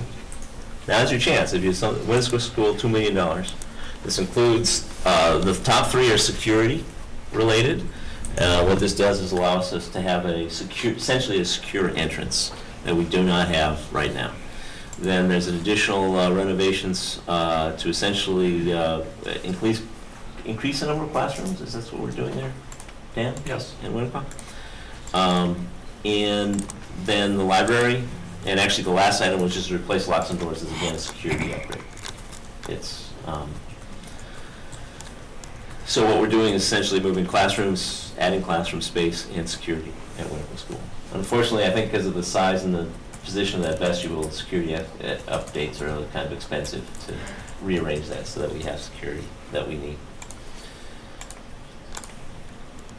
So, is there anything in that that's objectionable?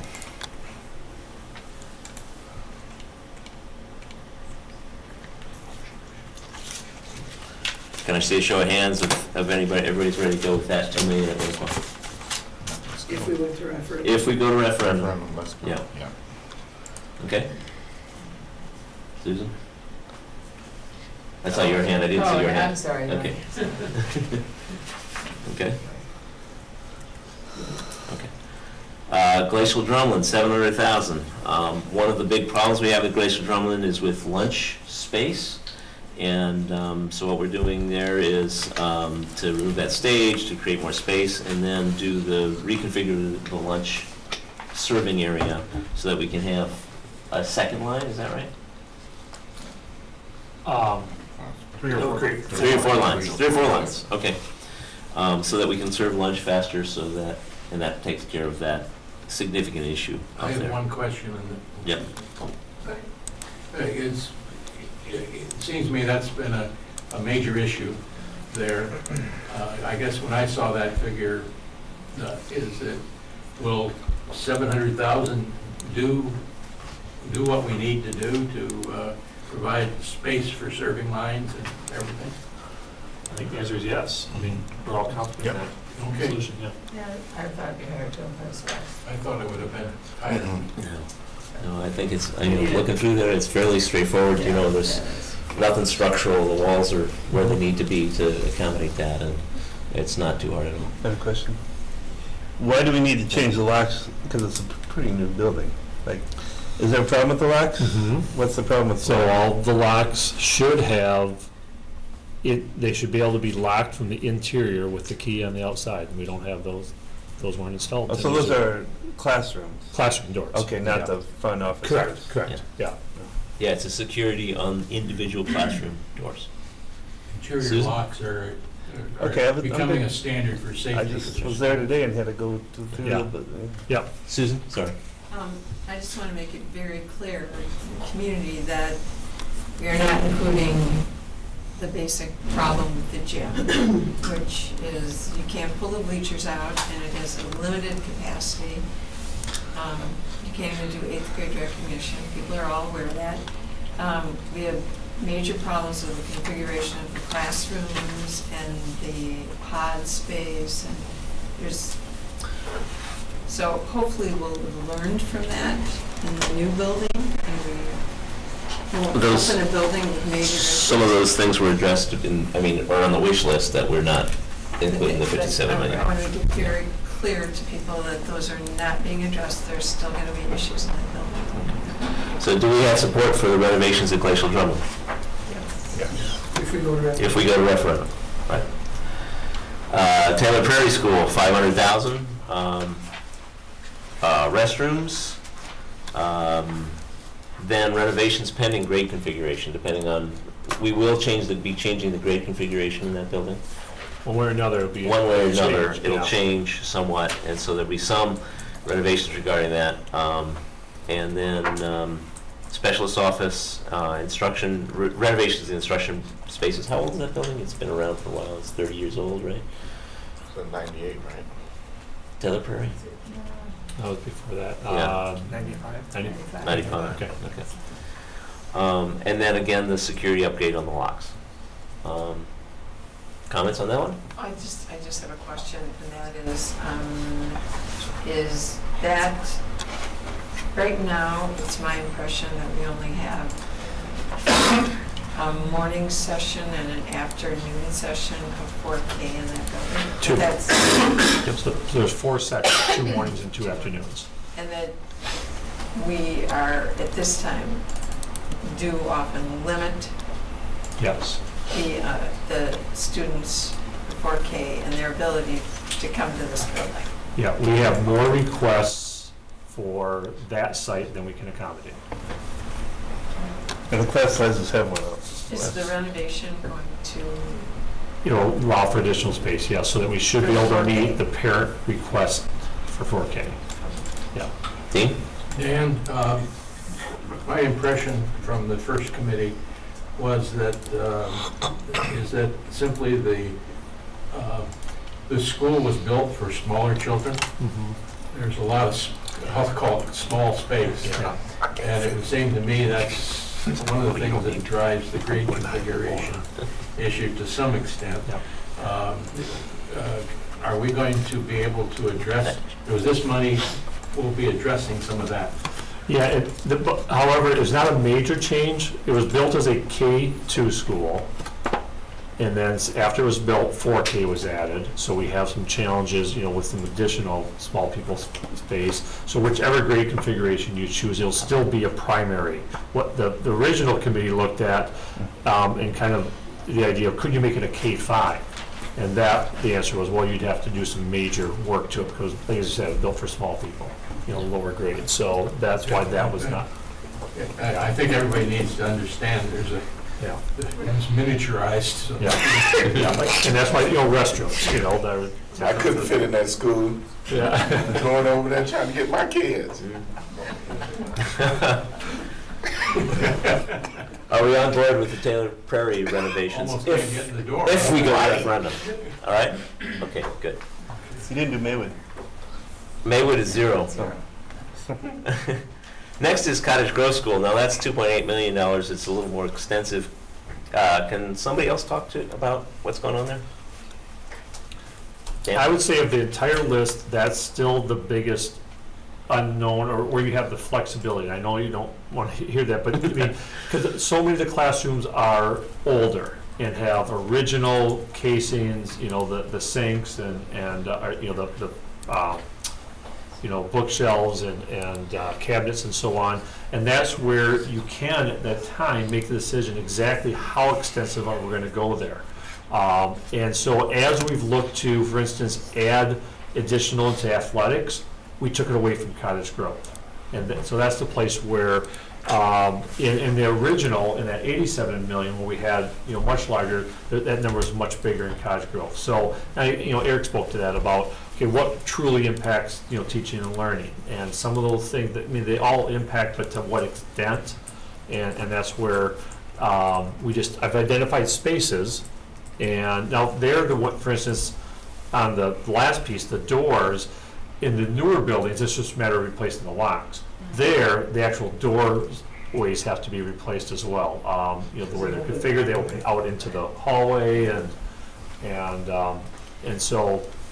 What's renovation of corridors? So I think that was kind of the catch-all down the corridors. You know, they have the original cubbies, and so that's where you will have flexibility. Do you want to spend more money on cubbies, or do you put it into, you know, something else? Am I catching it right, Bob? Correct. As a point of reference, Yeah. if I may, the original part of that 87 million that they were looking at from the FAC was 6.5 to just over 7 million. So this has been pared down to Yeah, that down point. quite a bit, yeah. And I say, this is our oldest school in Right. operation. And, you know, it's doesn't look good. Mhm. And, you know, there's a lot of wear and tear on it. I have to say, I want to go back to the experience. When we moved to Madison, I did tour a lot of schools. And the thing that impressed me is, I stopped in here, I went into the high school, and it was, I think David Connell at the time took me around and showed me, you know what, he was proud. He opened, every door he opened, he was proud of what was behind it. And that really shows this community cares about its schools. And you want to know what? It increases the value of every house in this district, that we can put forward, you know, a face like that. Mhm. And we want our schools to reflect the value we put into education. Because you want to know what? We're in a great county for education, but it was the only school in this county where I had that experience, where they weren't apologizing for something behind the door because it wasn't up to what they thought these stuff. And Cottage Grove right now is our oldest school and most in need of help. I have a question on replacing all the doors. What's that going to look like? It's not going to, I mean, when you have a really old school with all brand new doors, will it look like those old cars with like the blue quarter panel and the red hood and the... I'm going to let our experts answer That that. is a great question. You know, and that's kind of going back to what Dan said relative to the budget, what Peter just said relative to what it used to be. You know, we've been paring that back. And, you know, we're listing new casework. Where's that in? Which rooms is that going to be in? What are the ones that need it the most? To answer your question, though, relative to the doors, we're going to look at what's there currently and most likely look to match what looks the best. So if that's the newer section that's on the southeast corner, we're going to match those. So that hopefully answers your question.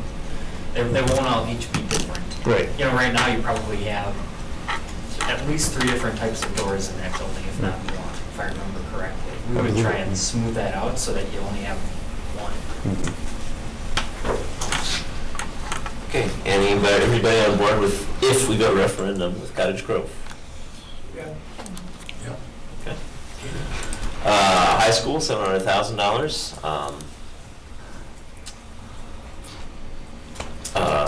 These are a little more, somebody talk to that. Dan, you want to? Sure. So the fitness rooms, as we've gone through those, My understanding, that was the one piece of the high school that was built, because, as that were here at the time, it was done on the existing site and in phases, so I think, was that temporarily even a lunchroom or something, or some other purpose than the weight room? And so when it was converted into the fitness room, it really wasn't designed that way. So we have a capacity issue for one thing, as we really have improved our program, we've got more and more kids participating, there's not enough space for them, and it's really not, safe space or efficient space. So with the existing place, again, we haven't actually done the actual design, but we know that we have some improvements that can be made to that area. And the reason we think it's a priority is not just for athletics, it's for our FIAD and students that aren't necessarily in athletics that are participating in that. So that's the fitness area. The media lab, that's where Will Nimmo and our students who do their media productions every day, some small light upgrades to that room. So and then some of the locks again. So it's really not a lot. So the first thing, wall removal, new HVAC, et cetera, that's all in the fitness room related? Car reconfiguration, it's all related to the fitness room? I believe so. Yeah, Okay. yeah. What's the building code issue? A dead end? I think that related to the corridor right now, by closing that off, we end up with a corridor that basically at the exit. The dead ends? Yeah, okay. That was my question.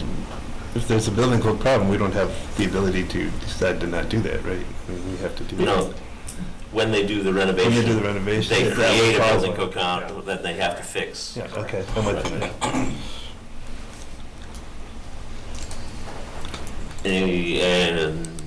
High school?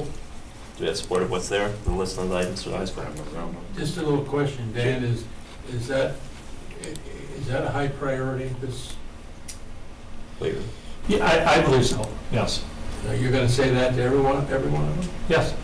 Yeah, because I know that was one of the one tour I went Yeah. on, and that it was, I know Paul felt it was. I had a lot of doubt about this one too, but, seeing what we've got and the issues they have with capacity, and fitness is important, and we're talking about athleticism impacts our athletics. All the Student teams, health. I mean, student it's a student health- health it's a and health our issue. athletics. I think I've been convinced that it's a reasonable request and it's such a small part of this, that I think it's a reasonable thing to do. Okay? Okay. MG 21. Main entrance security, kitchen. I thought they had a kitchen. It's not a serving kitchen, Oh. it's basically a place for them to eat, but Okay. And new doors. And then with the grant, they are going to be expanding by how many students? potentially doubling. The same number of middle school students as high school, so about another 45 to 50. So the one thing to keep in mind here, we talked about that, how things could change. In their planning grant, some of this might be covered. They did write it into it, and so, which would be great if all of a sudden, like the doors between the classrooms, if we can pay for that through their planning grant, then that frees up money to go somewhere else. So those are the things that are kind of a little bit unknown yet, but we're fairly confident, but we didn't want to take it away yet. Okay. So when do we expect them to expand? Next year, this year? No, Or this the- upcoming school year's planning, so the 1920, Okay. yeah. And it may not be that many the first. Correct, yes, important point, yeah. So are we all in agreement on MG 21? Sure. Okay. Next is, sorry, too many documents here. Where'd it go? Yep. Capital maintenance, because I was just bringing that up. And so the capital maintenance is listed on a separate sheet.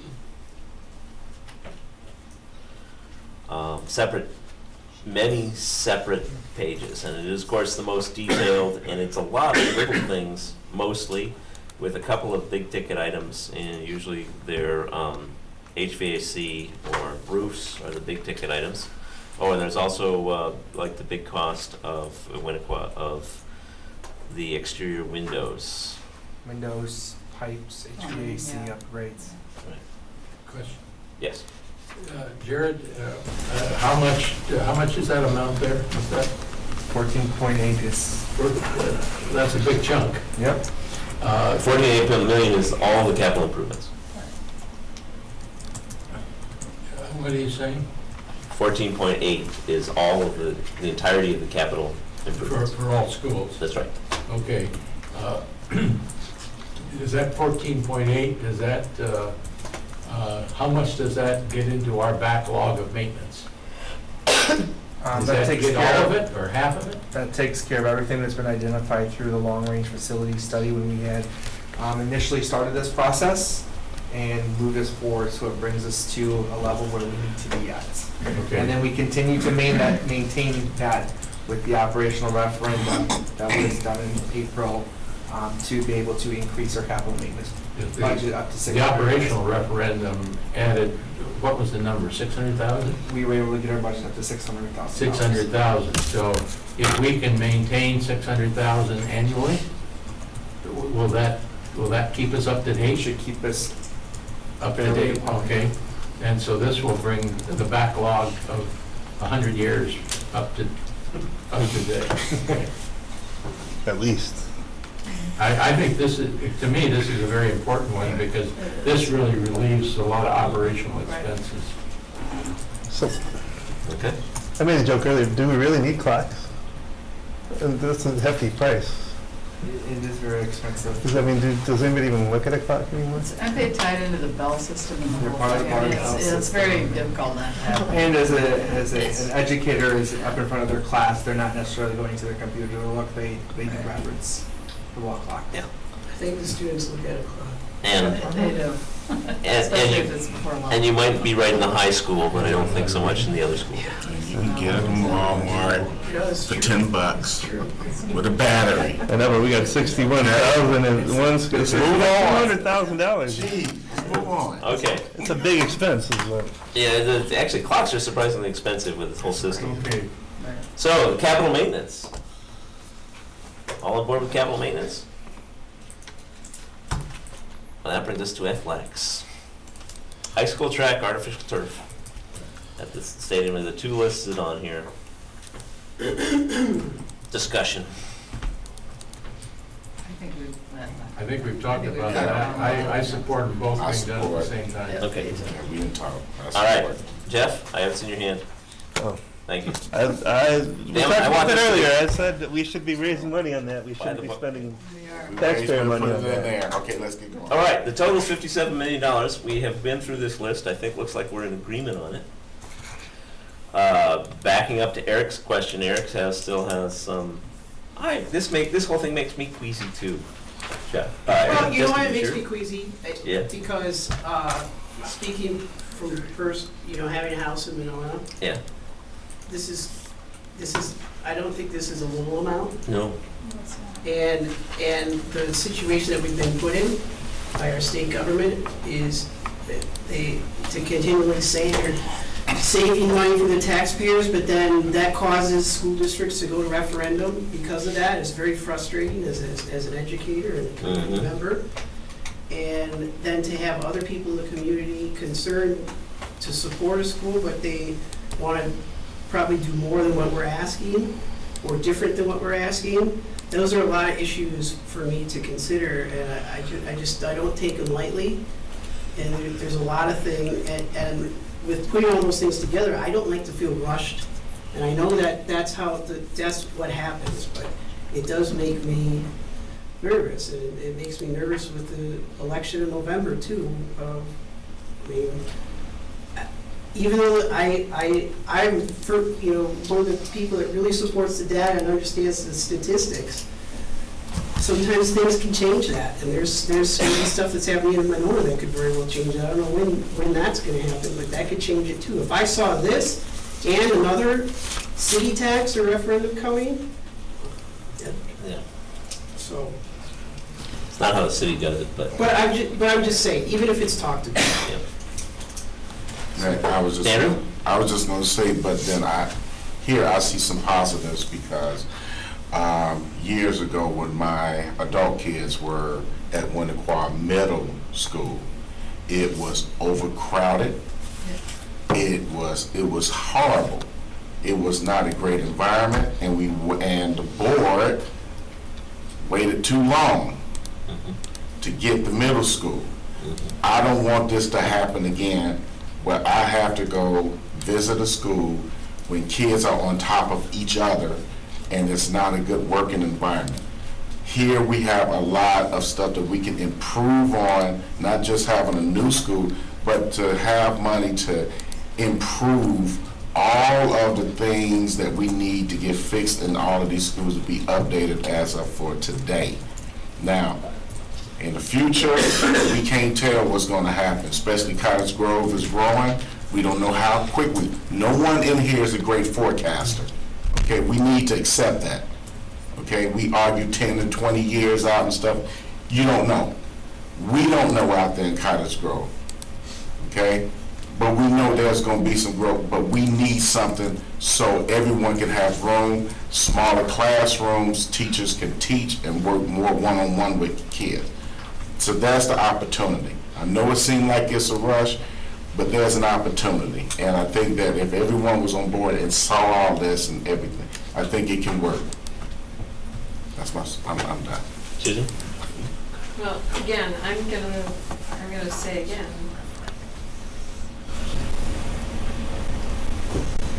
Did you want to hit? Speak up. No, go ahead. I think we need to work on our boardrooms again. Go ahead and talk. Susan? I'd love to hear what you have to say. Susan, you've got the floor. Have the floor, use it. We've been studying this specific piece for 3 years. We've been watching the overcrowding at the elementary level for 13 years, because we had it when the community chose to build glacial drumline instead of the 359. We had a facility committee run by Dean and John Weinberger. How many years ago was that? Which was studying these very things. And I don't know how long each of us have been in the community. At least 2 facilities committees. Yep. So if you rushed, I'm saying you weren't reading the paper, and it's probably because you didn't have kids in school yet. Yes, we've lived here a long time, so yeah. So, I mean, we felt the pieces of that, and I think it's helpful to have Andrew talk about having had those experiences. Susan has been a teacher here and has lived those experiences. It's in high school. You're right. There's no Sorry. question that we've tried to communicate this. We tried to communicate this when we started the committee. We tried to have people from both communities who were leaders who would go out and talk about this. We involved the Community Engagement Committee in all of the discussions. We had an article in our local newspaper every single time there was a committee meeting, when we had another group working with us. There's always going to be somebody that says, I didn't see it. It's unfortunate it's at the board level at this time, but I'd say step up, you live here, and if you were involved, when Peter came into this community, he toured the buildings. If you'd done that, you would have seen the overcrowding at that point at Glacial Drumline and at Taylor Prairie. Well, it was summer. You would have seen that. So to feel rushed is kind of on you. And I'd say step up and come out and look at these buildings and get the feel for where we are. Because we've been here in 40 years. Oh, I'm embarrassed. But it's been a while. And we understand it.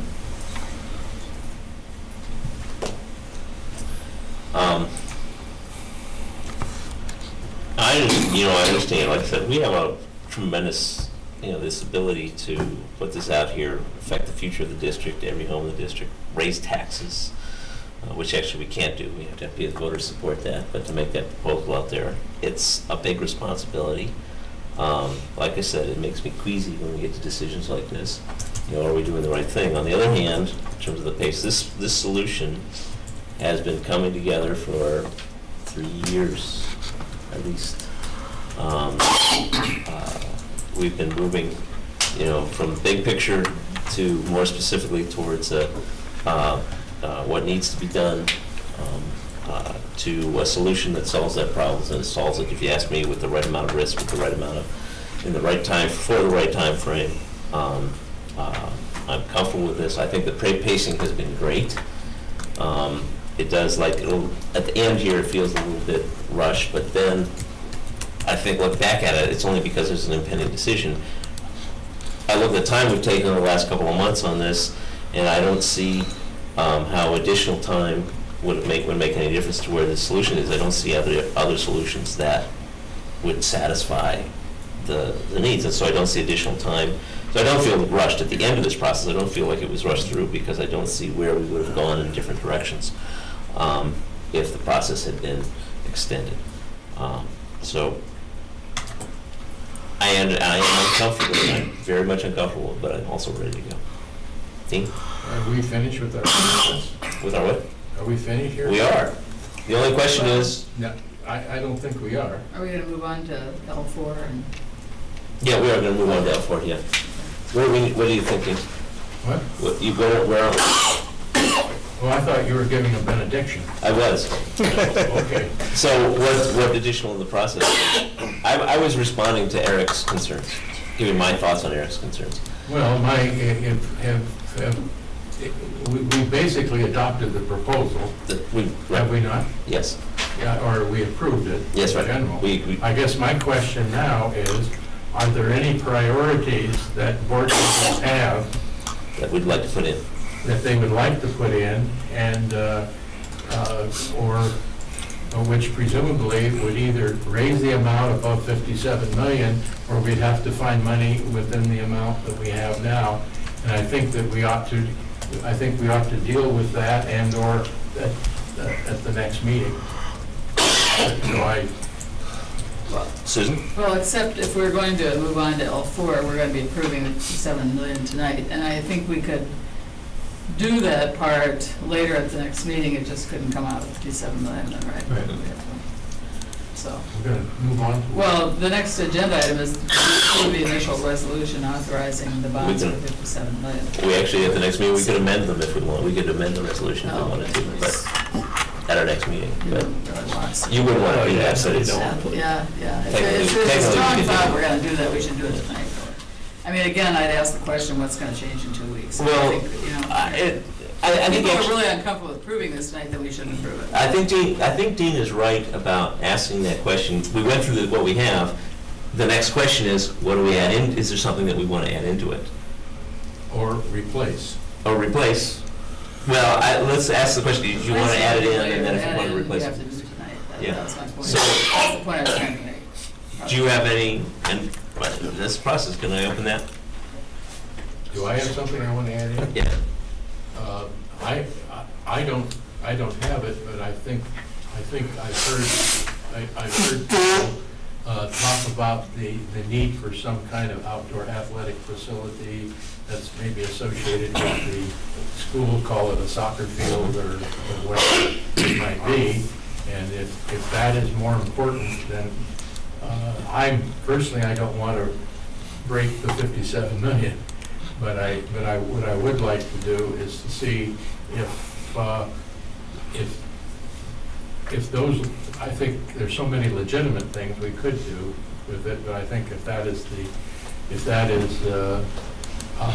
an additional concern, need that we have, is there some other areas in which that money can be found, or do we want to put off that issue until the next meeting? Well, I don't know. why don't we do it this way? Why don't we say if anybody has a strong feeling of something that should be put in, and then if there is something and there's a consensus, oh yeah, let's put it in, then we can look and see if we can find the money for it. But the first question is, do we want to put something in? Susan? Well, I guess after going around and around in my head about this as we've all talked about it, I think we need to stick with 57 million. What I'd like to do is Because we just heard as we went through this list that there's a possibility some of those things will come off, that will give us a little money. So of course, I'll be talking about it later, because I am still in favor of the private soccer field thing out there. But I'm thinking it may turn out that we can find some more money within the 57 million and fund balance and fundraising. Depending on how much fundraising we do for the turf, for example, we may have some money left from that. I mean, I think there are other ways that could happen, and I just think we need to just cut bait and make a decision tonight and move on it, because I just don't think we're going to come up with anything different. Just consider we make a final decision. Right. It makes no sense to do it thinking we could amend it, because that's a good plan. Even if we stick with 57 million, is there somebody has a strong feeling that we should put in and then find money to separate? So let's just ask, is there something without exceeding 57 that we think we should prioritize into this current list at the expense of something else? Other costs to consider are pretty limited, so I don't know.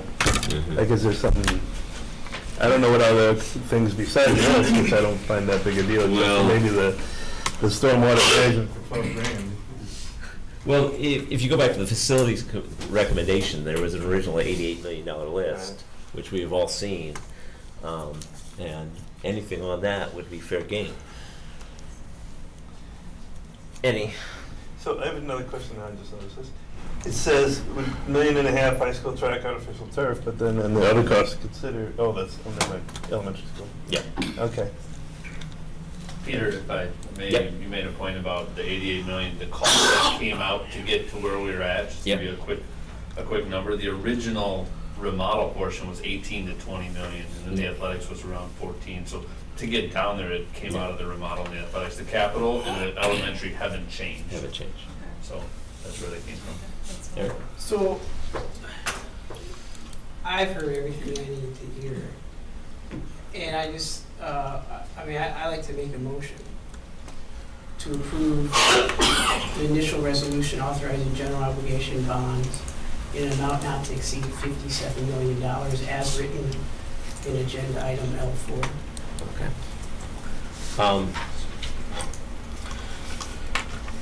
Actually, yes, you can just make that motion.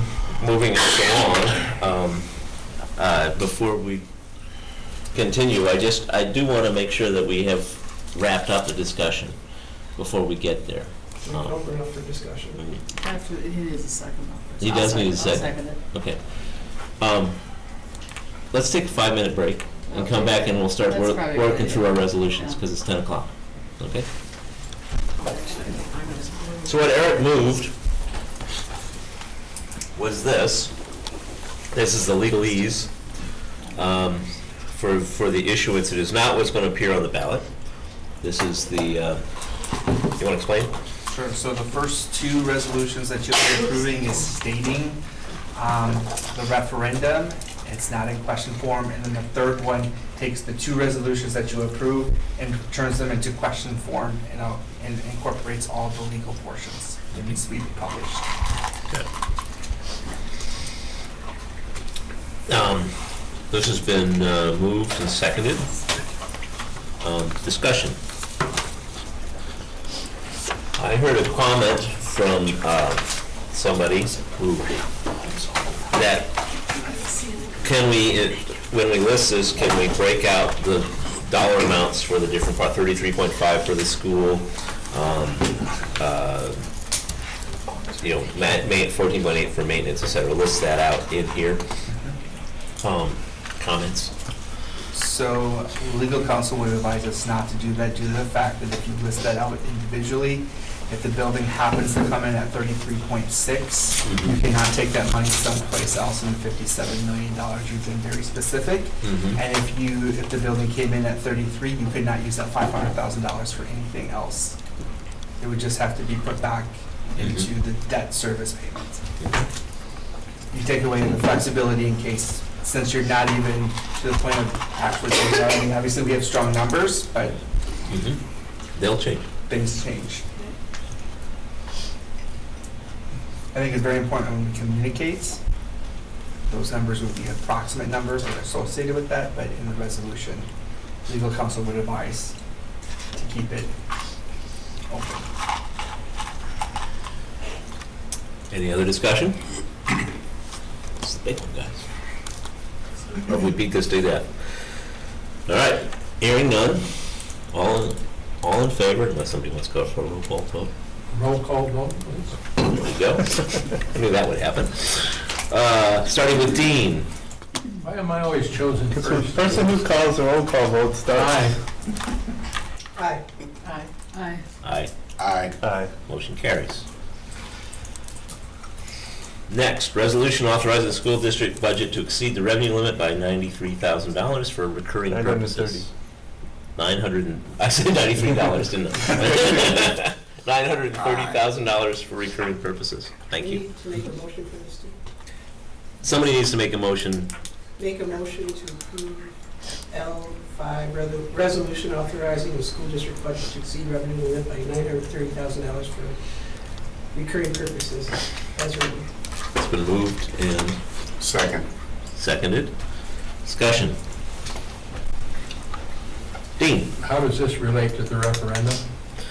This is essentially the operating cost of the additional personnel and the utilities that a new building would require. Principal, TOSA, custodial maintenance, there's a couple of specialists, Services, and administrative aid, help. Okay, so it's directly related to the Operational. operation of a new school. Any discussion? Been moved and seconded. All in favor? Roll call. You got a roll call. Actually, you can go after the, procedurally, if we have a voice, yeah, I'm gonna say it. Procedurally, if we have a voice vote, you can then call for a roll call vote to have it enumerated, so you don't have to do it before the voice vote. And actually, we have a new policy, thanks to Joyce's today, that roll call votes start with the person who asked for them and go around. So, Eric? Aye. Aye. Aye. Aye. Aye. Aye. And then Dean, you're last. Aye. I had been operating under the assumption, because I swear Joyce told me that it was much easier for her if we started at the end on roll call votes. Yeah, the names, I'll take that. But now she says it doesn't matter, so that's what we're gonna do. Otherwise, I could call for it every time and I would That's never right. have to vote for it. That's what we did. That was the problem. Okay, we're now down to item 6. 6. Didn't we just do 6? No, we For did. 93,000? We did. We got a Okay. double 93,000. Oh. So what 96 does, I'm sorry, item 6 does, is that this is the language that would appear on the ballot. This calls for the election, Calls for the election and gives the ballot language. that would be. All right. I would need a motion. Motion to approve items L6, resolution providing for referendum election of the questions on the approval of an initial resolution authorizing the assurance of general obligation bonds in an amount not to exceed $57 million, and a resolution authorizing the school district budget to exceed revenue limit by $930,000 for recurring purposes. As reviewed. It's been moved and Second. seconded by Andrew. Discussion? Dean? Jared, how long ago did we have the operational referendum? April of 2016. Yeah, thanks. 16? Yes. Okay, in your judgment, would we have to have an operational referendum in another 5 years anyway? Because we're living off of that. Yes, we infused $2.6 million annually into our budget for that operational referendum. Not necessarily 2.6 million, but something. So it was 2.6 million. Right. Not to exceed. Not to exceed. And this operational is just for new staff that would be associated with the new elementary school. So I would say that we would have to renew that. It might not be the exact 2.6, it might be a little more, a little less. It all depends on state funding and what state budgets look like and overall enrollment. Well, assuming state funding remains flat like it is now, someplace down the line, that 2.6 million would have to incorporate this amount presumably as well, is that correct? No. No? If you did not ask for the operational referendum that's associated with this, then the district would have to incorporate the new cost of a new elementary school into our existing budget, which we incorporated into the 2.6. But we are asking for a separate question to embed that. Well, let me put it this way. If the school district needs 2.6 million to operate, and we're going to be adding this cost to operation, sometime in the future, we will have both of those together, or no? This is No, because the $930,000 that we're asking for would be reoccurring. So once that's approved, it will always be in there, where the 2.6 was not reoccurring, which means it has to be renewed every 5 years if the board wants to continue to incorporate it into our budget. Okay, I got you. Please. I think it's incredibly important. Is our communications director here tonight? No. I wish she was. I think this She is. was. Oh, okay, was she? Yeah, she was here. She Gave up on us. Yeah. Well, I think this is really important. No, I'm just kidding. This is gonna be really important for us as a district. Yeah. To communicate this. I've had, even in 3 weeks, I've sort of, my mind has not totally changed, but I've had more hesitation. And I know what's happening. So I think we really need to put a lot of effort and energy into this if we get to this point, to make sure we continue to communicate even more so than we have in the past, and be open to the community when they have questions like we've started to do. I think if this vote goes through, I think that's when the work's really gonna start. And it's gonna be a lot of work. A lot of work with a lot of people to be explaining what we're doing, why we're doing it, why it's important, and to be open to criticism, to be open to feedback from everybody about this, especially in this next election cycle. So I see this as, this is just the start of what we're really going to start, communication-wise, where we're going to go again. I just want to emphasize that we can't overlook that. We can't afford to overlook it. We have to make sure we emphasize the importance of it. Susan? Well, again, part of it is you do it and you work through it. We had a specific committee, we did this, we had lists and lists and lists of things we attended. But there's also a very clear, defined line, which was in the webinar that, again, I encourage you to watch, because it tells you what the board's role is under the law, and what you're allowed to do, and what you're not allowed to do. And you're allowed to educate, which is exactly what you just talked about, which is going to be critically important. You're not allowed to advocate. So if we need to have that refresher in what we do, that's important too. But again, just so you know, we did do this. We stepped up like crazy. We went somewhere every single night, provided information. We left our children, grandchildren, and the rest of our family at home while we did this. We picked up the flyers that people dropped at the front door and we used them. It is important. You go to the senior bingo events and you go to the movies and you talk with the community and you be a part of the community. And you're absolutely right. Just so you know, you've kind of already taken that step, and it's not easy. And I appreciate that you understand that it's a difficult thing. You've got to be willing to make that commitment. Susan, I agree that it might be nice to have a refresher of what our role is as a board. I know I've read it, but I would like to have another refresher, since now that we're getting to the point where I could be asked questions. If there is a community engagement group that decides to, a yes, no, and a vote no. What can we do, what can't we do, those situations.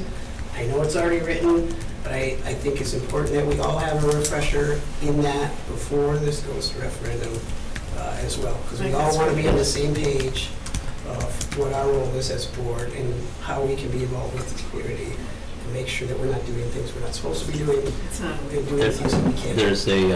There's a WASB publication.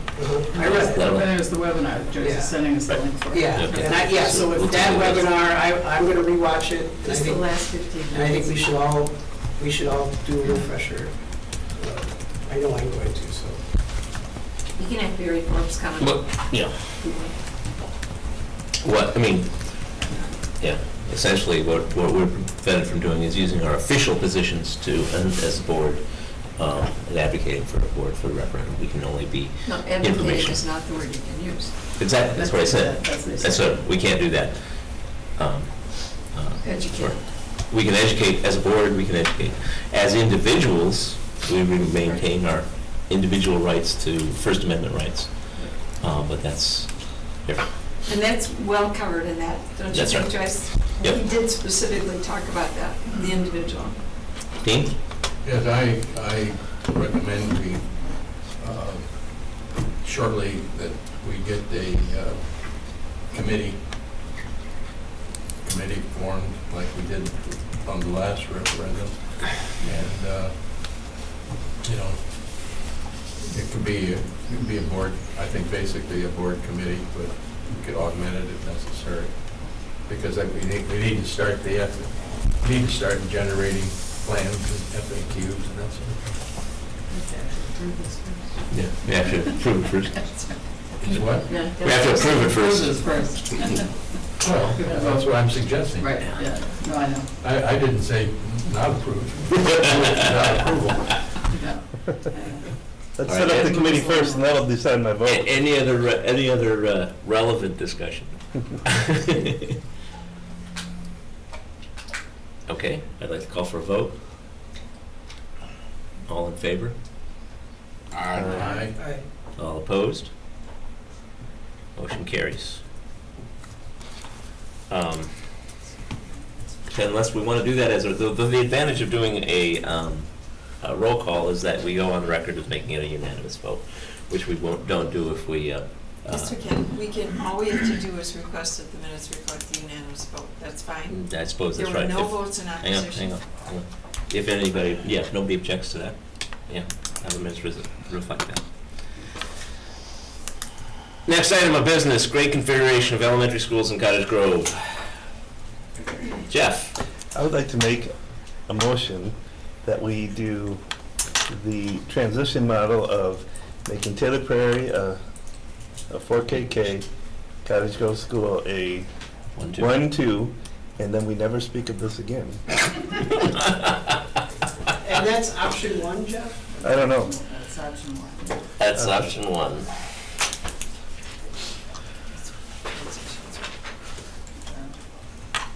Okay, so Jeff has made a motion for the transition. It's as presented. Do we have a second to Jeff's motion for the transition model? I second. Can we put that up on the board? Just so the two options, option one, the transition model, or, I mean, I can pull it up, but I just. But putting it up on the board is nice. Yep, there, that's perfect. Yep. Perfect. I just wanted to bring Yeah. this. I agree. And Jeff is talking about option one. Okay, Jeff, why? We went over this numerous times. We've killed it at least 8 times. There has to be a second for discussion. We did, We have a discussion. Yeah, that's right. Got it. Thanks. You just can't draw boundaries fairly amongst the two community school. I think community school is a great idea. You can't draw boundaries fairly, and there's no need to split up Cottage Grove when we're already going to have a problem with Cottage Grove Monona, Cottage Grove Village, Cottage Grove Town, and then you're going to have 4 municipalities going for it. It's just a mess, and I think we need to just put it behind us and move on with option 1. Anybody else? Susan? Do we have any thought on how the boundaries would be drawn, or have you had time to kind of think about that? In fact, we do. Okay, so Okay. that was one of the things that obviously was discussed about what might that look like. And so Jared has been working with Forecast 5, which takes all of our data, can put it into map format to have an idea of about how many kids are in each neighborhood, and it can be sorted by all kinds of different variables. Now, Jared can pull that up, to show you just a sample of what that might look like. Keep in mind, we do not want to, even though we can desegregate it and show, like by low social, not, and so on, we don't want to show that publicly, because that's confidential information. But we can show dots about where students are located. Right. So that's, but we have done some of that, work as well. So, Jared, do you want to? All right. So what I will do is I'll put up on the screen. This is just one scenario. Working in previous school districts that dealt with boundaries, it's not the first go-around is the one that's the best one. There's going to be a lot of conversation that needs to go into it. One of the things, so on the screen you'll see red and blue, and I apologize, the red with the red dots. Still learning how to change colors in 5 maps, but so the dots on there indicate students, and we have it filtered for students that are in the Cottage Grove area that are 4K through 2nd grade, specifically the grade levels that we're looking at. And so what we've been able to do is draw a boundary. So red with Taylor Prairie runs along County Inn down to the intersection. Let me just zoom in here, I apologize. So from the interstate, runs in south to the, I'll call it Four Corners, where it intersects with Cottage Grove Road. Then we go west at Cottage Grove Road all the way to Bus Road, and then go back up to the interstate of our school district. So, obviously, one of the things that I have always had to explore when looking at boundaries is if you can try not to run a boundary down the middle of what I'll call a neighborhood street. Right. That makes life a lot easier for everybody. So based on all of our streets in Cottage Grove are neighborhood streets. However, in Cottage Grove Road and Bus Road, other than when you get up north of the Gaston area where that would turn into a small neighborhood road where you would have neighbors that would be playing, across the street, growing up together compared to like the subdivision area. So when we do this, it's actually pretty amazingly equal. There are 258 students that fall within the Taylor Prairie boundary and 286 that fall within Cottage Grove boundary. Now, within the Taylor Prairie boundary, we do know that there's some subdivisions that have been approved to be built here. That doesn't mean that we're going to have students that are going to be only in 4K. However, when we look at Taylor Prairie and you have approximately 17 classrooms, you're looking at about 340 students to 350 students. That gives you about 133 students that move into that attendance boundary before we potentially could be looking at making some modifications. Same thing with Cottage Grove. Obviously, Cottage Grove area is a much larger area due to the fact that Cottage Grove School is larger. And so we would have, obviously when we look at transportation would still have to happen due to the fact that we are, north of Gaston. That's a distance for students to walk. But when we were looking at the boundaries, it was a natural look at Inn and Cottage Grove Road to start with. And being able to look at, ELL population, Taylor Prairie falls within about 2.3% makeup of the population, and Cottage Grove is about a 2.1, so not far off from each other. When we're looking at, individuals that are on free and reduced or low income, we're looking at about a 21% for Taylor Prairie and a 14% for Cottage Grove School. Now this, like I said, this is the first look at it. Not saying it's the right one or not, but that was for us to be able to draw initial to give you guys some opportunities to have conversation. And we understand equal is never equal. I'm not saying it, yeah, I'm just saying that this is by where our current students are at, and we could see growth in a different area than what we've potentially saw, but we do know that we're seeing houses go up north of Glacial Drumlin, we know there is a subdivision, other subdivisions in Cottage Grove, and that can definitely change that. And as I've said before, there was, in Sun Prairie, there was a group of parents who didn't want their kids to go with those kids, and they drew an equal subdivision, and then they got I'm not saying it doesn't happen. They got together and voted everybody out and switched the line. Yeah, So. and that's, the boundaries fall within your guys' scope of Right. decision making. Right, which is why it's better to have no boundaries. Eric? Well, I just feel like this is a long discussion here that's gonna happen. I'm wondering, I know Jeff made a motion, but I'm wondering, we don't have to vote on this tonight. I don't have to do anything ever. But I mean, we have flexibility to make this decision. Yeah, if I could just address it, you're absolutely right, you do not have to. It would be advantageous for you to make a decision sooner or later so that when we're communicating about the referendum, we can, the natural question is, well, what are you going to do with the other two buildings? Okay. So to be able to answer that would be helpful. So I guess my thought is, if, like you said, it could turn into a longer, if it's going to turn into a longer conversation, you could table it to the next meeting. I would ask probably if you could to try not to go past that. Well, can we see where we're at? I mean, we discussed it a lot before. I'm just curious if there's any more discussion. Right. But I'm curious. We've just started the discussion. I just want to hear from a few more people, and then we'll see where we're at. That way we'll know where we're Okay, at. well then I will say that I don't want to cut anybody off. I understand. I would support option 2. 2? Yeah. Dean? Is that your hand, or is you just scratching? Option 2 is which option? Can you put that back? This one. Not that one. Well, yeah, that one. I'm sorry. That is option 2. Option 2, Taylor Prairie and Cottage Grove are both for K2. Option 1 is the transition model. Additional data, for a reminder, is that on the survey, across the board, 25% of all groups said they'd support either option.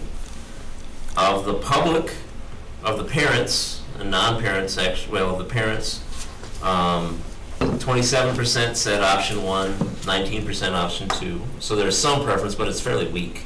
It's not a strong preference for that. For staff, 33% said option 2, 27% said option 1 again, and then 23% said either option. So there is some additional support in the staff for option 2, but again, it's not particularly strong on the survey. It's a weak support either way. The thing is, you would cut out one transition only, and there would be a harder transition in third grade because you would be putting new people together. Where we have it now is everybody stays together all the time. So even though you go to a new building, you're with all your buddies, all your friends, all the people you know every year. Okay, Dean? I think we had a discussion of this with our principals and so forth, and am I correct to say that they said that they can make either option work? Yeah. Is that a fair summary? Yes. Well, they were a little political, understandably. Well, you can't qualify everything. I didn't read it that way. I read that more Okay. supported option number 2. That was my view from what their feedback Well, was. more of them did, and it was the 2 Cottage Grove elementary principals were the ones who said they could make either one work. Is there an administrative recommendation? Yeah, it's time for you to be on the spot. As you said, we don't, if we polled our administrative team, it would not be unanimous. I think, and I didn't ask them to, vote. I would say that collectively as a group, we would be slightly leaning towards the K2 schools, less transitions. For K2 For K2. Option 2. Yeah. Understanding the challenges with the neighborhood piece. If you didn't have those challenges, without question, we'd want that. The question is, how does that weigh? Can I ask whose feels that they're ready to make a decision tonight? 1, 2. I said, we had a meeting, and I know you guys disagree with it. We had a meeting where we killed it. We had another meeting where we killed it. Then we kept coming back, and I said, if we go with neighborhood schools, we're going to lose the referendum. And I still stand by that statement. And I'm not going to be here next week, so if we don't vote tonight, then I know where the vote's going to go. Well, not necessarily. You ready to make a decision? Or you I want- can make a decision. I was just going to just point out that, and I was going to ask you, Dan, say we go with either one, and then in a couple of years, everybody in the community comes back and the teacher says, you know, this ain't working, can we switch? Can that happen? Absolutely. Okay, good. That's all I want to know. I'm ready to vote. Hang on. That doesn't bring Hang on, the community back Jeff. together. Jeff. I just said it. Susan. I just said community. Yeah. But Thank you. once you split the community up. I said, Okay. if we go by either one Right. and pass it, and a couple of years down the line, if the teachers' administration and the community don't like it and want to go to the other option, can we come back in a couple of years? Yeah. That's what I said. Right. Thank you. But All right. Susan. And, The other Susan, she had her hand up first. okay, good. I agree with Dean that we have discussed this and discussed this. For those people who are interested, we've read all of the research. The research is very clear at the elementary level that more transitions affect students. It's very clear. I don't think that's We true. don't, it is very clear. You want to- Hang Feel on. free to read it. Let- Let Susan finish. I know, but I just think we need to. You can make that comment when Susan's done. But I think one of the major factors that is not as clear in the research is that these are, in this particular case, these are the same children who are together, who are moving together. So instead of changing all the children and all the teachers and all the schools in this particular case, I would, if we go with the transition model, I would strongly recommend that we collect data on, that may show us whether or not this is affecting our students' growth and development. And they say it affects them for around 2 years, sometimes more. So we should be able to see that by studying it. So I think we just have to be aware of that when we make the decision. But I agree with you, Jeff, in that I think we have kind of agreed that we balance this off by our administration being very intentional in trying to help to make these transitions.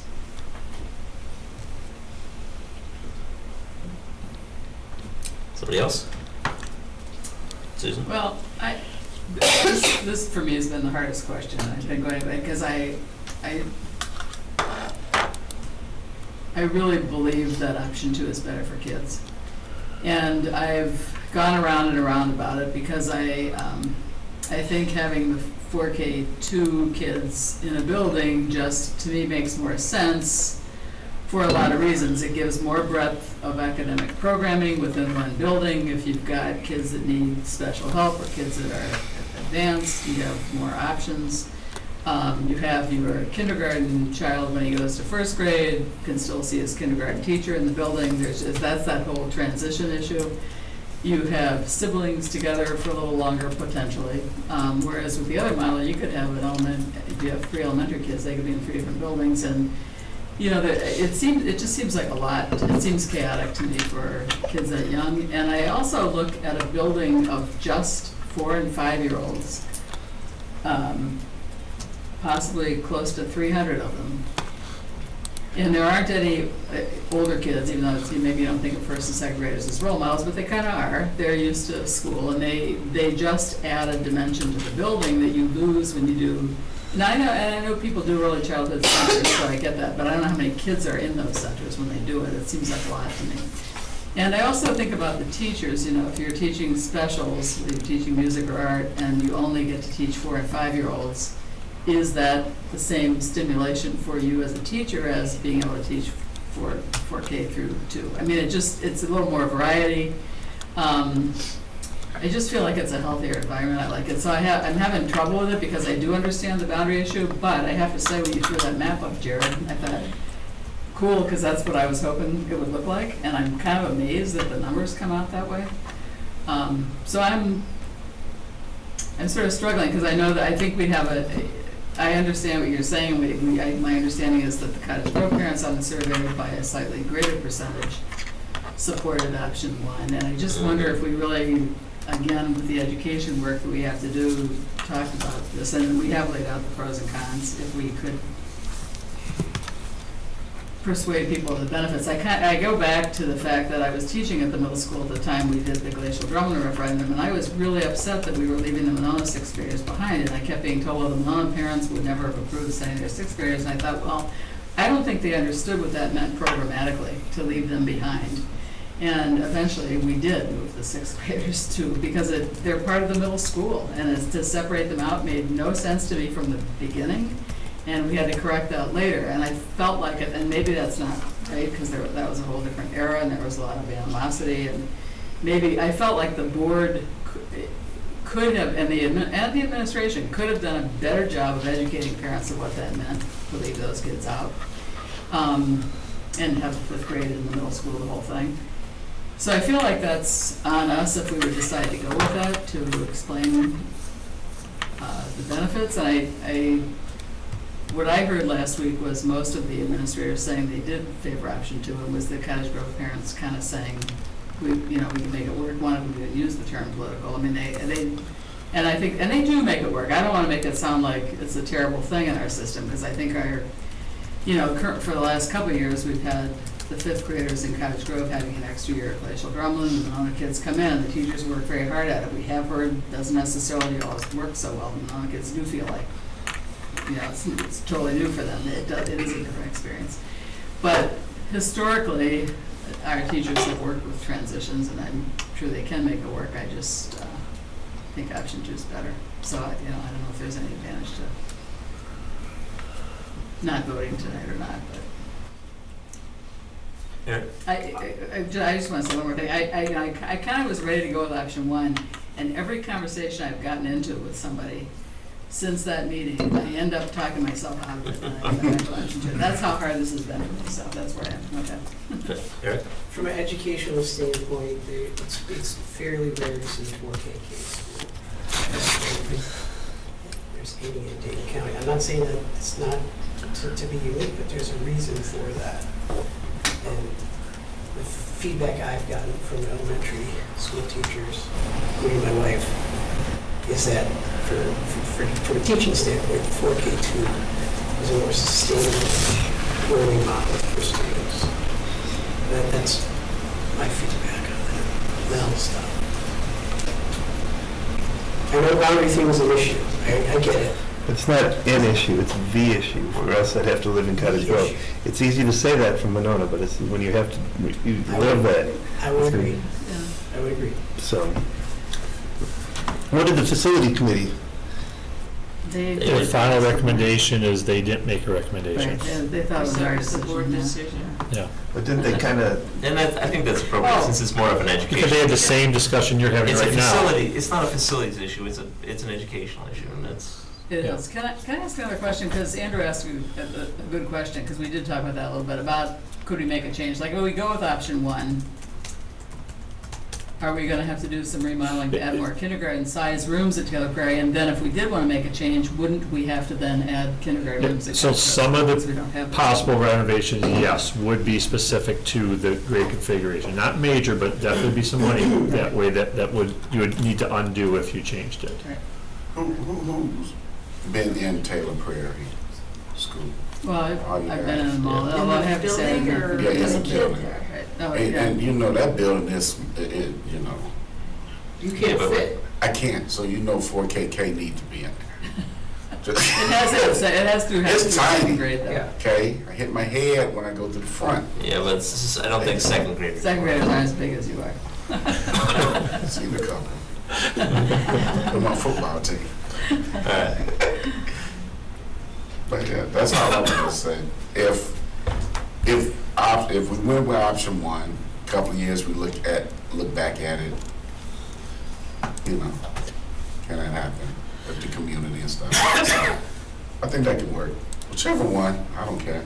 Just let me get the ball rolling. I think that, I mean, research that when individual kids change schools, yeah, that's bad for kids. I don't think that there's conclusion is a big issue. Just transition like we're talking about. I don't think that there's a lot of research that sort of follows that, and that's because it's hard to control for. What's your control group in that situation?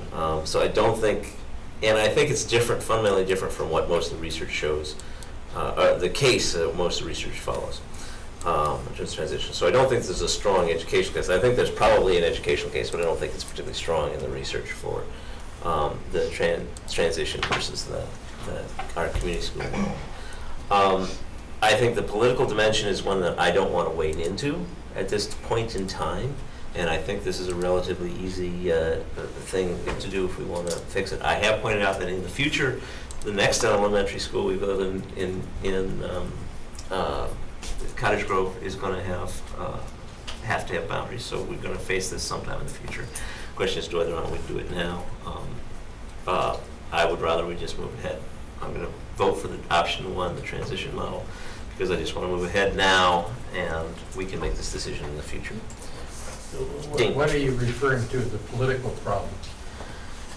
I think Jeff is right, is that we're going if we go to a community schools model at this moment, we introduce into the discussion of the referendum another element that we haven't as a district dealt with before. And it's going to come up, well, if you're going to do that, what are the boundaries? And I don't want to wade into that when I'm interested in passing a referendum to build a school. Well, I just wanted to play off on that. I don't know that there is a lot of good research on this. Mm-hmm. It seems to be mostly kind of opinion type of thing. But if you really want to see both social and educational problems, is that it is when you create school boundaries, particularly if they end up being created around low-income, high-income areas or ethnic neighborhoods and things like that, you end up with social economic disparities in which you have to address. I don't think we would have that in Cottage Grove, in the foreseeable future or anything like that. But it's and when you have that, then we find out there's transportation used to integrate the communities and where you draw boundaries. And I think Jared has said on a couple of occasions, other business managers that have to deal with the drawing the boundary. And if you think you've dealt with some tough problems, deal with the boundaries that are, I don't think we have that. And I don't think we need to necessarily create that, even though I think there are benefits educationally and maybe some disadvantages in both systems. As long as my house is in the good school district, so I'm good. I think what we should, personally, I think we should take this up at a future time and sort of map out the way we want to deal with it in the future and go forward. That's my opinion. Dan, could you, the implication from Dean is that there isn't research, that it's hearsay or whatever, about the grade level organization and transitions on student achievement. Yet at least 10 studies that were offered to us as research, and it might be helpful if you have relatively easy access. Reports on a study of the transition effects of grade level organization on student achievement as schools transition from one building to another. Reading, math, and social studies achievement scores of 5 equated rural school districts with K-4 and K-8. Results noted a decline in achievement during the transition. I'm just saying, it is research, it's not hearsay. It's here, and maybe this isn't research you buy. We understand that in healthcare field all the time. Well, I think Dean was saying 4K to K research, but that's what I understood you saying. Yeah, Regardless. the research on this situation, I don't know, but I think that is out there, it's just transitions. But again, Yeah. they're talking about transitions in Yeah. general. And again, we know that one of the balancing pieces is that not often the factor that they didn't put in here was the same kids. Right.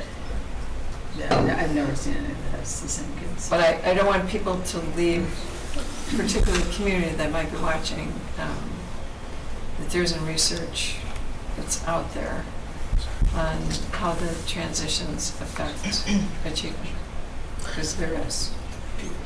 Yeah, I didn't say that there isn't research out there. I think that there's research out there. I think that it doesn't reach a strong conclusion of a big effect. Given our situation. In our situation, right? Yeah. That's what I was gonna say, let's be careful about talking about research. Right. Because it doesn't talk about Cottage Grove and Monona, right, we're in two districts, so.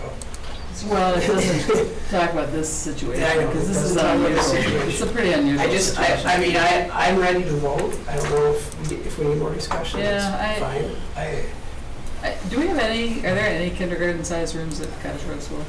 Not very.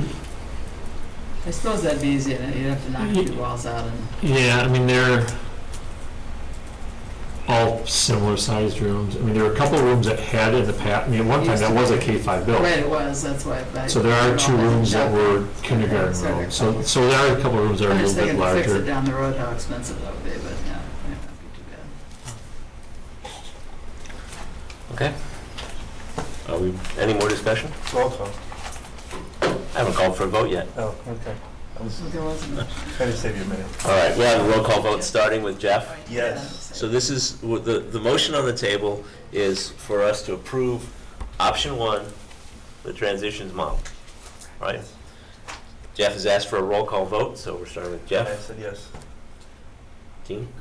Why don't you go around the table? I am. We can postpone. Andrew? So Yes. we can make a motion right now. Yes. Folks, if we want to. I'm gonna pass for a moment, and I'll vote. Susan? I'll chicken out.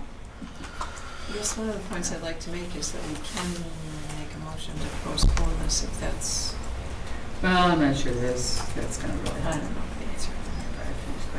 Yeah. It seemed like everybody was ready to vote. Or most people were ready to vote. So put your hands up if you're ready to vote. I thought Well, you already started the vote. He did it. That's what I called it. Voted, so. You ready to vote? You want me to vote? So it's just us? It's us, our table, It's it's our side. I'll vote, if you wanna come If to me, I Yeah. vote no. Okay, Dean? Yes. Voting yes, then option one. Yeah. Transition. Andrew, you promised me if it doesn't work, you'll fix it. You promise? He'll fix it himself. Because We got the votes. when I run for re-election. He can't fix it because he can't go into that building. So that's what he said. All right, I'll undo my pass. I'll vote yes, with some reluctance, but I'll vote yes, because I think we should be unanimous on it, I guess. I think that's the direction we're I'll going. vote yes too with the promise. For the minutes, please, thank you.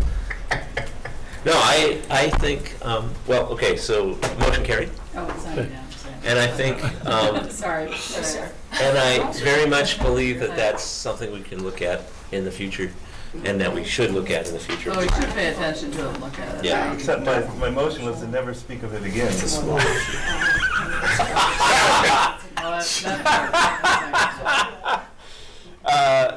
I need to rule that that's an improper motion because that, I can't actually, I can't, that's actually improper because it violates the bylaws. Yes, sorry. Because you can't take away the future ability to use the bylaws and the Why rules would to vote on something. reframed it then? Sorry. All right, future meetings. They're supposed to call her. So just want to note, we added 2 to here based upon discussion last night. So we've got our next regular meeting on the 22nd, and then tentatively, well, not tentatively, we're scheduling a special meeting on the 29th for the sole purpose of ratifying the collective bargaining agreement with MGA. 22 and 829. Yeah, and at 5 o'clock PM. We know we have a couple people that cannot be there, but we There's just going want to to make be sure. one we have item a on the agenda, and that's approval of So I'll email this to you, but that August 29th at 5 o'clock. Because it should be a very, very short meeting. And then what's the September 5th? And then the September 5th is a special meeting to finalize the summative evaluation for me. Oh, I said I couldn't be there that week. The 5th? Yeah. Dan, The fifth, I thought we agreed on that. I thought you couldn't be No, here it's not before. I thought you couldn't be here No, next. no, You said the last week of August. I'm leaving the last week of August and then not getting back until the 7th. Ah, I'm sorry, I am sorry. we should Okay. change it then. I You guys apologize. were talking Yeah. about Yeah, so taking a trip extra all long around. vacation. Okay, why don't we, maybe start, we'll maybe email and get the Okay. dates, and then All right. we got a little ways. In addition to that, there's going to be a lot of added meetings and events related to referendum. And Dan, at the next meeting, could we have a report out on the 2 new committees? Because people have asked about it. The community engagement, the people that have reapplied, several of those people indicated that they haven't heard anything. Everybody heard everything today, so I'll take care of it. Oh, you sent stuff out today? You sent some out Okay, today. so will you send us a note saying you did, because then when people ask, I can say it's taken care of. That'd be great. Yeah, But the process somebody just needs took a to let while. us know. All right. And the other, and just. Yeah, it would be appropriate. I move, let somebody make a motion to adjourn. I so move, I'll make that motion. Somebody second it. All in favor? Aye. No roll call starting with. Motion carries.